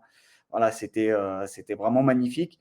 Et l'Équateur, qui était le tenant du titre, hein, Mm. on les attendait peut-être un petit peu plus, on va dire, sereins, entre guillemets, même si ce n'était pas, évidemment, logiquement, pas la même génération. Ouais, Mais puis on les c'est attendait. surtout, et c'est une chose qu'il faut pas oublier, c'est que le dernier Sudamericano, c'était pas il y a 2 ans, c'était il y a 4 ans. Donc, Ouais, voilà, il y a 4 ans. Oui, oui. Voilà, il y a 2 ans, il n'avait pas pu être organisé à cause d'un petit virus qui a circulé par-ci, par-là. ouais. Mais voilà, mais voilà, donc l'Équateur, on les attendait quand même peut-être un petit peu plus sereins. Donc voilà, on l'a dit, un tenant du titre, et c'est surtout à l'échelle continentale le pays qui bosse le mieux, en tout cas avec les jeunes. Hein, il suffit de voir la Libertadores U20, Independiente del Valle, par exemple, pour citer le modèle continental. Voilà, c'est eux qui bossent le mieux avec les jeunes qui savent faire, en fait, entre guillemets. Donc voilà, et ils ont arraché grâce à une victoire sur le Paraguay, doublé de Cuero, hein, notamment. Ils arrachent à la dernière journée, dans un match coup près face au Paraguay, ils arrachent leur place. Voilà, on les attendait peut-être un petit peu plus sereins, nos amis équatoriens. Ouais, même si on avait pointé dès le départ qu'il y avait un point faible derrière. C'est pas le gardien pour le coup, parce qu'ils ont un excellent gardien, Gilmar Napa. Mais Ouais, n'a pas ça très bon. défensivement, c'est un peu plus fébrile, on va dire, que à certaines périodes. On se souvient justement du titre avec les Jackson Poroso et Diego Palacios et compagnie. C'était José Cifuentes dans l'axe, dans l'entrejeu, c'était déjà très très solide. Là, on savait que ça pêchait un petit peu. Mais eux aussi, ils ont finalement sauvé leur compétition, parce que pour le coup, on va parler dans un instant d'Uruguay et Brésil. Parce que finalement, on peut le dire, il y a quand même eu des équipes il y a eu une équipe très faible, le Pérou. Le Pérou, Il y a eu ouais, une très bonne vrai. surprise, la Bolivie. Il y a eu une grosse déception, l'Argentine, si on résume rapidement. Ah non, mais il faut le dire, Oui, oui, bah oui, quand tu oui. t'appelles Enfin, Argentine et que tu sautes au premier tour avec les joueurs ah que oui, tu une alignes, c'est déception. une déception, il n'y a pas d'autre mot. Oui, oui. Et puis, même si on le sentait venir, mais bref, c'est autre chose de dire je le sentais venir que oui, ça reste quand même une déception, même si tu le sens venir. En 2018, les A, on savait qu'ils ne seraient pas champions du monde, et pourtant, ça reste une déception dans le contenu. Il y a que les Argentins, non, même pas les Argentins, ils ne croyaient pas. Mais bon, bref, il y a eu, donc je le disais, une belle surprise, la Bolivie. On a eu des équipes un petit peu oscillantes entre les deux, j'ai envie de dire. Paraguay, Chili, il y avait des choses bien de temps en temps. Il y avait quelques éclaircies. Et puis, on peut le dire aussi, le Venezuela a quand même été assez décevant par rapport à ce qu'on attendait d'eux. Effectivement, ouais, le Venezuela, on attendait surtout parce que c'était Pekerman qui vient d'arriver. Donc Pekerman qui a fait vraiment des exploits, des sacrées performances quand il gérait les jeunes en Argentine. Donc voilà, il a fait pareil quand il est venu en Colombie. Il a fait sortir, il suffit de voir la sélection colombienne de l'époque, hein. Bon, déjà en termes de football, alors ça veut tout et rien dire, ça jouait bien, mais voilà, c'était une des Colombies les plus séduisantes qu'on ait jamais eues sur le papier, avec en plus des joueurs, et il en a sorti, il en a sorti. Donc voilà, le Venezuela, effectivement, on s'était dit que, tiens, en plus, ils ont fait c'était quand championnat U20, pas le dernier, mais celui d'avant, où ils vont en Ouais, finale c'est contre les 2017. Anglais. Ouais, 2017. Voilà. Donc Ouais, mais c'est la évidemment, génération Fariñez et compagnie. Mais, ouais, mais exactement. après, et pareil, on parlait de l'Équateur, qui est l'un des pays qui travaille le mieux. Enfin, c'est surtout celui dont on voit le plus les résultats. Le Venezuela a une véritable politique chez les jeunes depuis plusieurs années. C'est une chose qu'on a évoquée un petit peu en off et qu'on peut évoquer aussi par rapport à ce Sudamericano, et c'est une chose que l'on peut retrouver dans beaucoup de sélections, à quelques exceptions près, c'est que l'on a des sélections qui sont composées de joueurs qui ont quand même déjà beaucoup de matchs chez les pros, et pour certains des matchs continentaux. C'est le cas du Venezuela, qui a des joueurs qui sont rodés à la Libertadores ou à la Sudamericana, évidemment qui vont jamais très loin, mais ils ont des matchs de Libertadores et de Sudamericana. Ils ont 50 à 100 matchs pro. Et ça se voit finalement, et c'est peut-être pour cela qu'on est un petit peu déçu du résultat final de ce Venezuela et du contenu global du Venezuela, qui a été quand même assez poussif dans le jeu. On avait aussi le souvenir de la finale du Révélo l'année dernière, même s'il y avait des joueurs, on savait qu'ils ne seraient pas là, parce qu'ils étaient nés avant 2003 concrètement. Mais c'est peut-être le petit point négatif de cette hexagonale et de cette compétition parmi les équipes qu'on pouvait classer comme outsiders. Ouais, moi après, sur les matchs en pro, je relativiserai un petit peu parce que ça dépend des pays. Il y a des pays où je pense, voilà, des pays comme l'Uruguay notamment, où bah, il y a plusieurs divisions professionnelles ou entre guillemets semi-professionnelles. Il y a des compétitions chez les jeunes. Voilà, c'est pas le cas de tout le monde. En Colombie, bah, vous prenez par exemple Puerta, pour citer lui, le capitaine, il doit les avoir, ces 50 matchs en pro, ou peut-être même un petit peu plus, mais parce qu'il est dans une équipe de deuxième division professionnelle, que bah, s'il est dernier, il n'y a pas de descente, qu'il est dans un club en plus qui est entre guillemets la filiale de Junior, où bah, ouais, leur objectif, c'est pas de. On leur dit, bah ouais, voilà, vous êtes gentils, mais vous formez des jeunes pour junior, et puis ouais, montez pas en première division parce que voilà, ça sert à rien. Donc voilà, au final, ils sont jamais vraiment là, ils sont jamais vraiment à la lutte pour monter.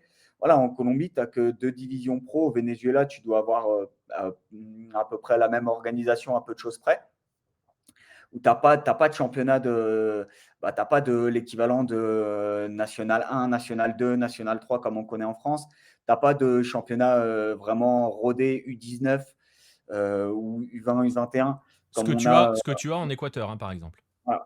Bah ouais, mais tu l'as pas en Colombie, tu l'as pas au Venezuela. Donc forcément, tu te retrouves avec des joueurs qui ont des matchs pro parce qu'ils n'ont pas le choix en fait, parce qu'ils n'ont pas Ouais, mais là, on d'autres. parle de joueurs, dans le cas du Venezuela, on parle de joueurs qui ont des matchs pro dans des équipes qui jouent le titre en première division. Donc, C'est vrai. on parle pas de joueurs qui jouent en pro parce qu'il n'y a pas le choix et de les faire jouer ailleurs. Et il y a une vraie politique des clubs comme Caracas, des clubs comme Táchira s'appuient sur des gamins qu'ils ont formés. Il y a une école, un centre de formation qui produit des gamins. Il n'y a pas que, hein, d'ailleurs, mais voilà, beaucoup des internationaux vénézuéliens ont des matchs, je le disais, ils ont des matchs de Libertadores ou de Sudamericana. Donc là, on parle pas de gamins à qui on a dit, vas-y, fais 5 minutes dans un coin et joue tranquillement dans ton coin en D2, quoi. Voilà, parce que tu n'as pas de choix, c'est vrai. Non, non, mais c'est vrai. Donc, effectivement, le Venezuela, un peu décevant. Le Paraguay, c'est vraiment la déception de cette hexagonale, parce que déjà, ils finissent bon, à la dernière place, hein, comme tu montres à l'écran avec le classement. Mais c'est surtout que le Paraguay, c'était une des équipes les plus séduisantes de la première phase à Cali, où ils ont tenu la dragée haute. Ils ont battu l'Argentine. Ils ont très largement fait jeu égal, voire même dominé la Colombie. Face au Brésil, c'était quand même pas aussi pas ridicule du tout. Donc, on les attendait vraiment comme un sérieux outsider sur cette hexagonale finale. Et ils ont vraiment été décevants en altitude à Bogota. Alors, je ne sais pas si c'est l'altitude, je ne sais pas si c'est parce que physiquement, ils ont pas tenu et qu'ils étaient un peu carbonisés. Mais ouais, le Paraguay, véritable déception de cette hexagonale, ouais. Effectivement, pour moi en tout cas. Ouais. Et voilà, donc on va aborder maintenant ceux on avait compris que ces deux-là allaient très très vite s'écharper pour le titre, hein, très clairement. Il n'y avait pas photo, il y avait vraiment un gap, hein, entre ces deux sélections-là et les autres. On l'a souvent dit dans les lives, on l'a déjà dit dans différents 9-10 quand on parlait du Sudamericano, forcément Brésil et Uruguay. Victoire du Brésil, on a déjà dit, malgré tous les absents qu'il y avait côté brésilien, et de taille, hein, il y avait des vrais absents de taille côté brésilien. Est-ce que, je sais pas toi, est-ce que tu partages ma grande déception finalement de voir l'Uruguay? Pour moi, la seule équipe qui m'a véritablement séduite sur tout le Sudamericano, vraiment sur tout le Sudamericano, c'est l'Uruguay. Ouais, mais je suis d'accord avec toi sur le fait que, on l'a dit en off et on l'a dit notamment à Jérôme, voilà, on a été quand même très, très, très séduit par cette équipe uruguayenne. Voilà, après, moi, je ne suis pas déçu, entre guillemets, qu'elle n'ait pas gagné le Sudamericano. Voilà, moi, je ne suis pas uruguayen. Non, mais enfin, tu vois ce que je veux dire. Ah ouais. Tu sais, Bah, c'est sûr que c'est mon leur côté, vérité. comme je disais tout à l'heure, c'est mon côté parfois un peu proche des Argentins de chercher des vainqueurs au mérite. Ouais, ouais, je sais. En plus, enfin, voilà, l'Uruguay reste un département de l'Argentine. Me chauffe pas le Jérôme comme ça.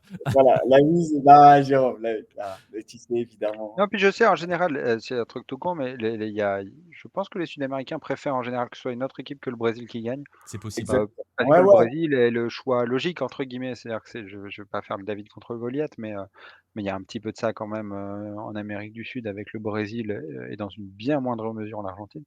Donc d'habitude, il y a plutôt une solidarité, mais bon, je vois qu'elle n'est pas à tous les étages. Non, non, mais c'est sûr que l'Uruguay, en tout cas, aurait clairement pas volé son titre. Voilà, c'était une équipe vraiment très, très, très solides. Voilà, pour les avoir vus au stade, que ce soit hier soir ou contre la Colombie. C'était quand même, voilà, tu sens qu'il y a une vraie force collective. Il y a des joueurs qui marquent clairement des différences. On l'a vu. Alors moi, j'étais très, très, très séduit par cette défense centrale, Boselli, Gonzalez. Pour moi, j'ai trouvé les deux vraiment très complémentaires et très bien placés dans la lecture du jeu. C'est vraiment au-dessus pour leur catégorie d'âge, hein. Voilà, on ne va pas oublier que c'est des gamins qui ont moins de 20 ans, comme il y a le Sub-20, hein, qui est marqué là très clairement. Donc voilà, à 20 Et ans, avec cette spécificité, encore une fois, je l'avais dit, en off, mais c'est ces 2 défenseurs centraux remplaçants. C'est-à-dire que c'était pas eux qui devaient jouer au départ, c'est Maturo, du défenseur, mais qui est parti à Genoa, qui ne l'a pas libéré, et Ignacio Rodriguez de Liverpool, qui était blessé en début de compétition et qui, même s'il rejoue maintenant en championnat, a pas participé, et qui est un monstre aussi en défense centrale. Donc il y a du stock de joueurs, si c'est ça qui t'a plu, dans l'équipe uruguayenne. moi les deux centraux, vraiment, je suis totalement fan. Alors, Boselli, le Lugano moderne, magnifique. mais Boselli, c'était le défenseur avant hier, c'était le défenseur qui gagnait le plus de duels aériens. Voilà, j'ai vu passer la stat, je sais plus où, sur les réseaux sociaux, je sais plus qui, mais voilà, c'était une stat qui était sortie, voilà, Boselli, meilleur défenseur. En tout cas dans les duels aériens de ce Sudamericano. Gonzalez joue en Espagne, hein, si je dis pas de Au bêtises, Real. il est dans la paire de Valence, non? Ah Non, non, Gonzalez, pardon. de Facundo, ouais, il joue à Valence. C'est, Facundo, Alvaro Rodriguez qui joue au Alvaro Real. Rodriguez au Real, oui. Alvaro Rodriguez et Facundo Gonzalez, ouais, dans la réserve de Valence. Mais ouais, moi, j'étais vraiment très, très, très séduit par les deux. Diaz au milieu, voilà, alors lui, il a déjà un paquet de matchs avec Liverpool, le Liverpool uruguayen, pas le Liverpool anglais évidemment, mais c'est quand même en termes aussi de cerveau. Voilà, Cinco, c'est marqué sur son maillot, mais c'est un vrai, vrai Cinco. Il a une frappe de balle qui est quand même aussi exceptionnelle. Il a marqué des buts, que ce soit surtout à Cali. Hein. Je ne suis pas certain, je n'ai pas souvenir qu'il ait marqué dans cette hexagonale finale. En tout cas, autre chose que sur penalty. Mais voilà, il a une frappe de loin qui est quand même assez extraordinaire. Évidemment, que dire pour moi, le meilleur joueur de Sudamericano, qui est Luciano Rodriguez. Alors je trouve que c'était presque du gâchis de le voir dans un couloir. Pour moi, qui est plus un joueur d'axe que de couloir. Mais un instinct devant le but, tueur, une capacité d'enchaîner vraiment très au-dessus de la moyenne. Alvaro aussi, Alvaro Rodriguez, qui est un vrai neuf, hein, d'ailleurs, qui est monté en puissance dans ce Sudamericano. Ouais, clairement, parce que les premiers matchs, c'était pas foufou. Hein. Ouais, et qui a bien, bien terminé voilà, dans cette. Qui prend tout. Hier, j'ai trouvé très facile dans le jeu aérien. Sur la défense brésilienne, même sur le milieu, quand il redescendait un petit peu. Très, très facile, très grand. Voilà, donc très séduisante cette équipe uruguayenne. Là-dessus, il y avait clairement de quoi faire, et c'est pas une surprise, dans le sens voilà, de les avoir vus lutter pour le titre jusqu'à la fin. C'était clairement une des deux sélections Ouais. majeures et très, très facile face à tout le monde. Ouais, et Patrice qui nous dit que l'Uruguay a une belle génération qui arrive et que Nostromo nous dit que le Brésil et l'Uruguay pourraient faire mal en Indonésie. Bah écoute, on verra, on l'espère, on verra bien. Il y a un Ouais. dernier point par rapport à l'Uruguay, comme Jérôme est là, on peut l'aborder. C'est quelque chose qu'on a parlé en off, mais dont on a parlé en off, mais qui est important. Et c'est peut-être aussi l'autre effet positif d'une Coupe du Monde qui se cale sur les calendriers hors Europe. Justement, on en a parlé, c'est la préparation physique de l'Uruguay. Parce que moi, et on en a parlé hier pendant le live, la chose qui nous a le plus impressionné, c'est qu'il n'y a quasiment pas eu de rotation dans le 11 de départ, à part sur le dernier match du premier tour, parce que tout était joué. Sinon, c'est quasiment toujours les mêmes, et on n'a jamais vu la moindre chute physique de cette équipe-là, même si tu me disais, Jérôme, qu'en Uruguay, ils disaient qu'ils étaient fatigués aujourd'hui. Oui, non, ce qui est rigolo, c'est qu'on réentendait parler, uniquement pour le dernier match, on a réentendu parler de l'altitude, Ouais. qui est revenu, opportunément, disons. Mais bon, voilà, on cherche toujours des explications, hein. pas forcément des excuses, mais parfois ça peut expliquer certaines choses. Mais oui, là, pour le coup, ça a été, formidablement bien joué pour l'Uruguay parce que, le championnat, s'est arrêté, en mi-octobre, hein, fin octobre, enfin en octobre du moins. Et ce qui fait que depuis ce jour-là, déjà avant la sélection U20 faisait des matchs en cours de semaine et des séances d'entraînement de sélection en cours de semaine. Hem et après ils sont partis en cycle intégral, U20 pendant 3 mois, octobre, novembre, décembre et une bonne partie de janvier parce que ça a dû commencer vers le Le 25 janvier 19. ou le 22 jan le Non, 19, ça a mais commencé le 10, 19, ouais, 19. oui, mais il ne Et vous aura pas Uruguay a dû échappé que commencer l'Uruguay 2-3 jours n'a après. pas a Ouais, ils pas ont joué le commencé premier 3 match. jours, ils étaient exemples la première journée du premier tour, ouais. Mais bref, ils ont eu 3 mois donc de préparation et ça s'est très bien calé de ce côté-là et c'est vrai qu'on en entendait parler, ils se préparaient. Il y a que 2 joueurs qui jouent à l'étranger, les 2 Espagnols qu'on a évoqués qui sont arrivés sur le tard, mais ils se sont intégrés dans le groupe, assez bien, et pour le coup, par rapport à d'habitude, ça n'a pas posé de problème, ou très peu, même si un tout petit peu en fin octobre, en fin de d'année dernière quand River voulait pas laisser des joueurs s'entraîner, notamment en cours de semaine avec, la sélection U20 pour les garder pour, jouer un championnat. Il y a eu très, très peu de problèmes et très peu de conflits parce que le calendrier est très bien tombé pour le coup. Bah voilà, en tout cas, et on Ah, mais verra ça se voit, justement si ça se voit. ça peut Il était marcher. prêt. Au cours des prochains mois, et notamment à partir du mois de mai en Indonésie, évidemment, ça sera probablement les 2 meilleures chances sud-américaines. On ne sait jamais, hein, mais je pense qu'on va pas se mentir Ouais, si on dit voilà. que Brésil et Uruguay Après, seront les 2 meilleures chances sud-américaines en Indonésie, hein. ouais, après, faut voir parce que la Colombie, notamment, s'est retrouvée amputée de Ouais, mais Duran. tous. Ouais, Là, non, ajoute du Hendrick, par exemple, au Brésil. exactement. Mais non, non, mais bah, dans le sens amputé, dans le sens où c'était une vraie perte. Là, Hendrick n'était pas là pour le Brésil. Oui, ça s'est finalement peu vu. Enfin, on n'en sait rien Ah en ouais, fait. ouais. Ça se trouve, ils auraient roulé sur la compète ou pas. Mais et puis il n'y avait pas que lui qui était absent. Je vous renvoie vers le guide et la partie écrite par Marcelin. Il y avait toute une liste de joueurs. C'était valable pour beaucoup de sélections. Mais bon, on verra ça au mois de mai. Il y a un dernier point qui est important sur ce Sudamericano et que tu voulais soulever, Pierre. Il ne s'est pas passé sur le terrain et il pourrait avoir des conséquences. On verra s'il pourrait en avoir. C'est ce genre d'image, pardon, que tu as volé à la CONMEBOL. Bravo, hein, super. Ah On va ouais. sauter de Twitch à cause de toi, à cause de cette photo. Ouais. Ce sont. Je sais pas si on peut vraiment parler de Bara vu la connotation que ça a habituellement. Euh, Oui, En on tout peut cas, parler un de ça. supporterisme d'un autre genre que l'on a vu autour de la sélection colombienne, parce qu'on l'a souvent dit pendant les lives. Du point de vue populaire, ce Sudamericano a été a été une vraie réussite. Je mets de côté Cali parce que c'était clairement pas plein dans les stades à Cali, mais à partir du moment où on est arrivé du côté de Bogota, on a commencé à vivre autre chose et ça pourrait avoir des effets à long terme peut-être sur les sélections. En tout cas, on en parle, hein, c'est ça. Ouais, c'est ça. Bah, après, surtout Bogota, on va parler du camping, hein, Techo, Oui, pour des raisons, on va parler de voilà, vrai déjà stade quand parce même. que voilà et puis, voilà, le stade, la entre guillemets, c'est assez loin au sud de la ville. Les matchs qui étaient programmés au Techo n'étaient pas ceux qui allaient attirer le plus de foule, même si on a vu, les copains de Jérôme notamment, voilà, une forte colonie uruguayenne là-bas. Effectivement, et on peut parler de Brava tout à fait, Nicolas, parce que vous le voyez, effectivement, la photo volée à la CONMEBOL. Il faut savoir qu'ils étaient complètement parano avec tout ce qui était photo, images en tribune et qu'on était bien fliqués avec des personnes avec des talkie-walkie et voilà, qui venaient taper sur le dos des collègues. Non, non, ton portable, tu le ranges, ta tablette, tu la ranges. Voilà, pas de photo, peu importe ce que tu vois. Peu importe ce que tu prends en photo d'ailleurs. Donc pour cette photo-là, je me suis fait taper sur les doigts alors que c'était entre les deux matchs, hein. Vous voyez le but là au poteau de corner, c'était entre deux matchs Brésil-Paraguay, le match Colombie-Équateur.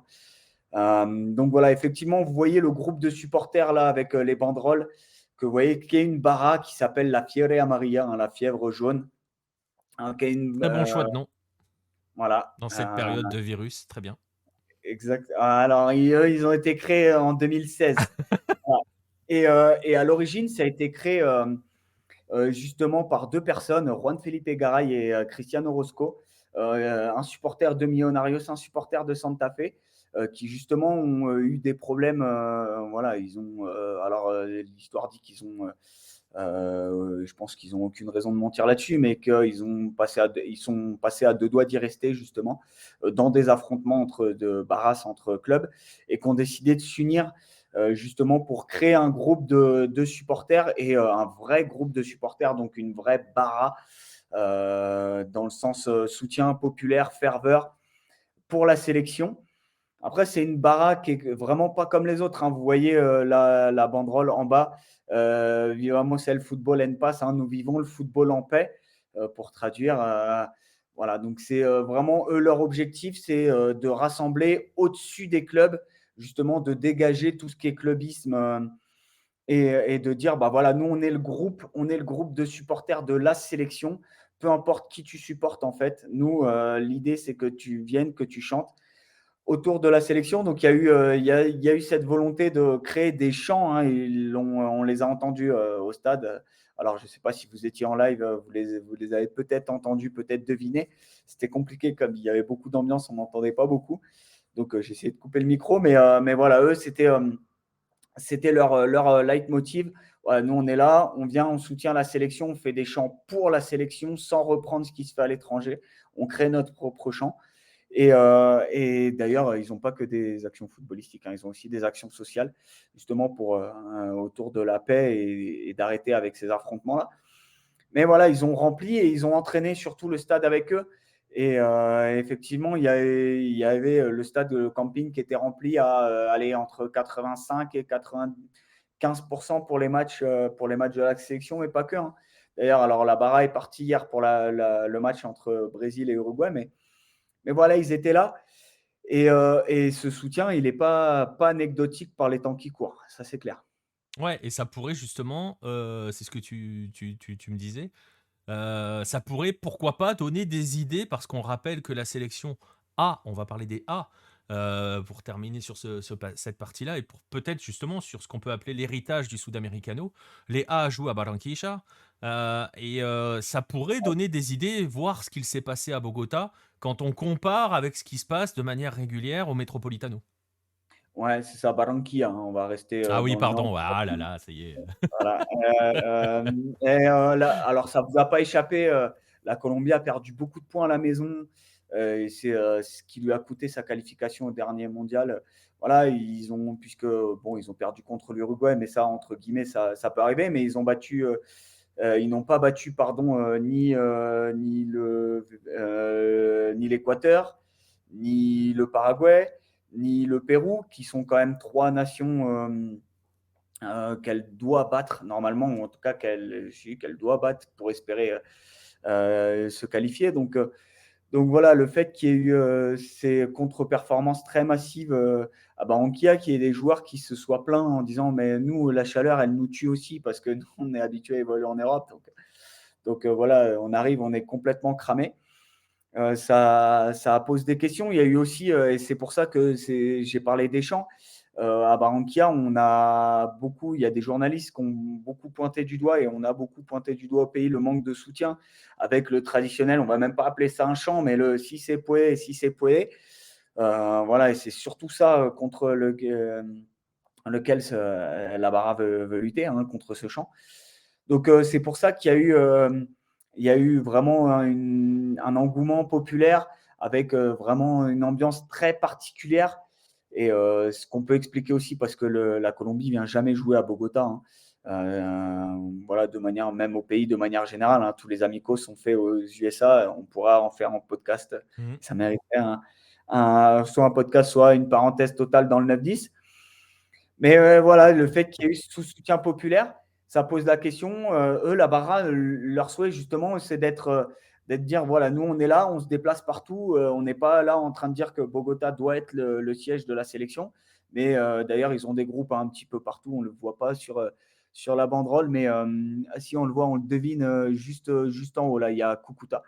Voilà, eux, ils ont des antennes un petit peu partout, et ils sont en train eux, leur leitmotiv, c'est de dire leur revendication, c'est de dire, bah voilà, nous, on demande à ce qu'il y ait une alternance de la CD, du siège de la sélection, y compris chez là, et qu'on tourne un petit peu. et qu'on puisse en tout cas avoir un vrai soutien, une vraie force populaire et pas. Et ça, c'est plus un message pour la Fédé et qu'on n'ait pas une volonté un plan touristique en disant voilà, bah, tu viens, en plus, c'est ce qu'ils vendent aux sponsors clairement de la Fédé. Voilà, bah, tu viens, tu prends ton billet d'avion, tu viens, tu vas voir le match de la sélection et puis voilà, tu fais un peu ce que tu veux dans le stade, mais au moins tu es dans le stade. C'est un lieu où tu dois être vu plutôt que voir un match de Ouais. football. Voilà, c'était être vu plutôt que voir. Et là, bah, cet engouement populaire vraiment peut remettre en question, en tout cas peut poser des questions au sein de la Fédé. À Eh voir ben, comment ils s'organisent pour 2026. exactement. Et on va justement, on suivra aussi cela. Ça peut être très intéressant et ça relance ces débats habituels de l'endroit où la sélection joue, la faire voyager un petit peu. C'est un autre débat. Mais si ça pouvait être un des héritages positifs de ce Sudamericano, pardon, eh bien, ça sera vraiment, justement, pour le coup, un vrai bon héritage positif. Voilà pour le Sudamericano. On fera un bilan sur le site. On va essayer de voir si on peut pas vous faire un petit 11 type aussi. Ça va pas être facile. Mais c'est possible. Il y a des chances qu'il soit beaucoup jaune et bleu. Mais bon, Uruguayo, Brésilo, voilà. Colombie. Exactement. Voilà, on surveiller dans les prochains jours pour le bilan de ce Sudamericano. On va la fermer justement, cette page du Sudamericano, et on va passer à la toute dernière petite rubrique de cette émission avant de conclure. Vous en avez l'habitude, c'est ce sont, pardon, les Golazo Hello, parce qu'il n'y en a pas qu'un. Si, il y en a un pour la semaine dernière, c'est le vainqueur, le voici, c'est Luis Lopez, avec Tamperley et cette frappe de 40 mètres en pivot, en demi-volée. Voilà, hein, il a remporté assez facilement. Il a presque... Enfin, il n'a pas la majorité, mais bon, 43% des votes, c'est pas mal. Sachant que pour le coup, pour une fois, il n'a pas été pris en charge par les inchas du club, hein, parce que parfois ça arrive et ça nous défonce, ça nous défonce un petit peu les votes. Bref. Coréens qui font ça. Ça, c'est les Coréens. C'est Baptiste. Non, on l'a eu les Guatémaltèques, là, il y a 15 jours, ça a été relayé par le club et par les groupes de supporters du club. Ils ont tué le vote en 2 temps 3 mouvements, quoi. Donc, tu pouvais faire ce que tu voulais en face, retourner de 150 mètres, c'était pareil, ça passait pas. Bref, on va voir qui va passer cette semaine. Mouillez-vous bien la nuque. Si vous écoutez en podcast, si vous écoutez la rediffusion en podcast, je vous invite vraiment à vous diriger du côté de la chaîne YouTube pour aller voir ça. Mouillez-vous bien la nuque, parce que la sélection de cette semaine, elle est plutôt sympa. Et on a un habitué, des Golazo Hello. Il va peut-être encore gagner, probablement, si les Marseillais se mettent en marche. Et je sais que le Pierre Gerbeau, présent à mes côtés, va activer la diaspora marseillaise un petit peu partout. Papinade direct. Voilà, marque de fabrique APG Papinade. Bah ouais, et en fait c'est toute l'action qui est incroyable, parce qu'alors l'enchaînement petit pont caviar de Cordova derrière, avant, voilà quoi. Mais Faudrait bon, lui remettre un trophée à André Pierre. je pense qu'on va finir par l'appeler le trophée Gignac. Voilà, s'il gagne encore, on l'appellera le trophée Gignac, on changera le nom, c'est pas possible. Il en a déjà gagné 3 ou 4, donc je regarderai dans les archives, mais bon voilà. Bref, comment ça va fonctionner? Vous allez vous diriger vers la page Twitter de Lucarno Posé. Un vote va être lancé, vous reverrez la liste de ces 4 nommés là au programme. Aujourd'hui, il y avait du Honduras, du Brésil, du Mexique. Voilà, c'est tout, du Honduras, du Brésil, du Mexique. Vous allez avoir une semaine pour choisir votre préféré dans cette liste. Ça va être à vous de travailler. Je vais vous souhaiter bon courage, parce que vous avez vu que c'est assez brutal cette semaine. Et la semaine prochaine, on découvrira le vainqueur du Golazo Hello de l'émission du jour. On arrive donc au terme. Est-ce que Marcelin, à ton avis, a regardé le Fluminense Vasco avec le but de Cano? Je sais pas. Je ne pense pas. Je ne pense pas. On arrive donc au terme de cette émission, de ce 32e numéro du 9-10. Je vais te remercier, Pierre, de m'avoir accompagné. Eh ben, merci à toi et merci à vous tous de nous avoir suivis. Ouais, exactement. On va remercier ceux qui étaient présents dans le chat. Peut-être qu'il y aura de la Libertadores cette semaine, Red le Rouge. J'y pense très fortement. Je vais voir comment je peux m'organiser, mais à voir. Je promets rien. À voir. On verra bien. Faudra suivre les réseaux sociaux. Je ferai les annonces à ce moment-là si on improvise un live. Ce qui est certain, c'est que vous avez 2 rendez-vous qui sont ancré maintenant dans vos agendas. C'est le dimanche soir, la soirée Sudam, 23h. Ce dimanche prochain, ça sera Boca. Donc on aura probablement Vincent avec nous s'il est rentré et il pourra déprimer devant un nouveau 0-0 de Boca. On verra si c'était lui les 0-0. Et sinon on va vous donner rendez-vous lundi prochain, même endroit, même heure, 21h pour le 33e épisode du 9-10. D'ici là, suivez-nous. N'oubliez pas de vous abonner si vous le pouvez. Vous pouvez aussi vous procurer les magazines. Je vous invite à aller voir sur le site. On est en train de solder les derniers stocks. Si vous voulez les magazines papier, enfin avec une offre, hein, vous verrez, il y a 20% de réduction.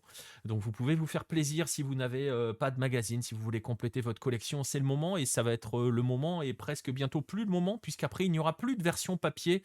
On écoule les stocks, comme on dit.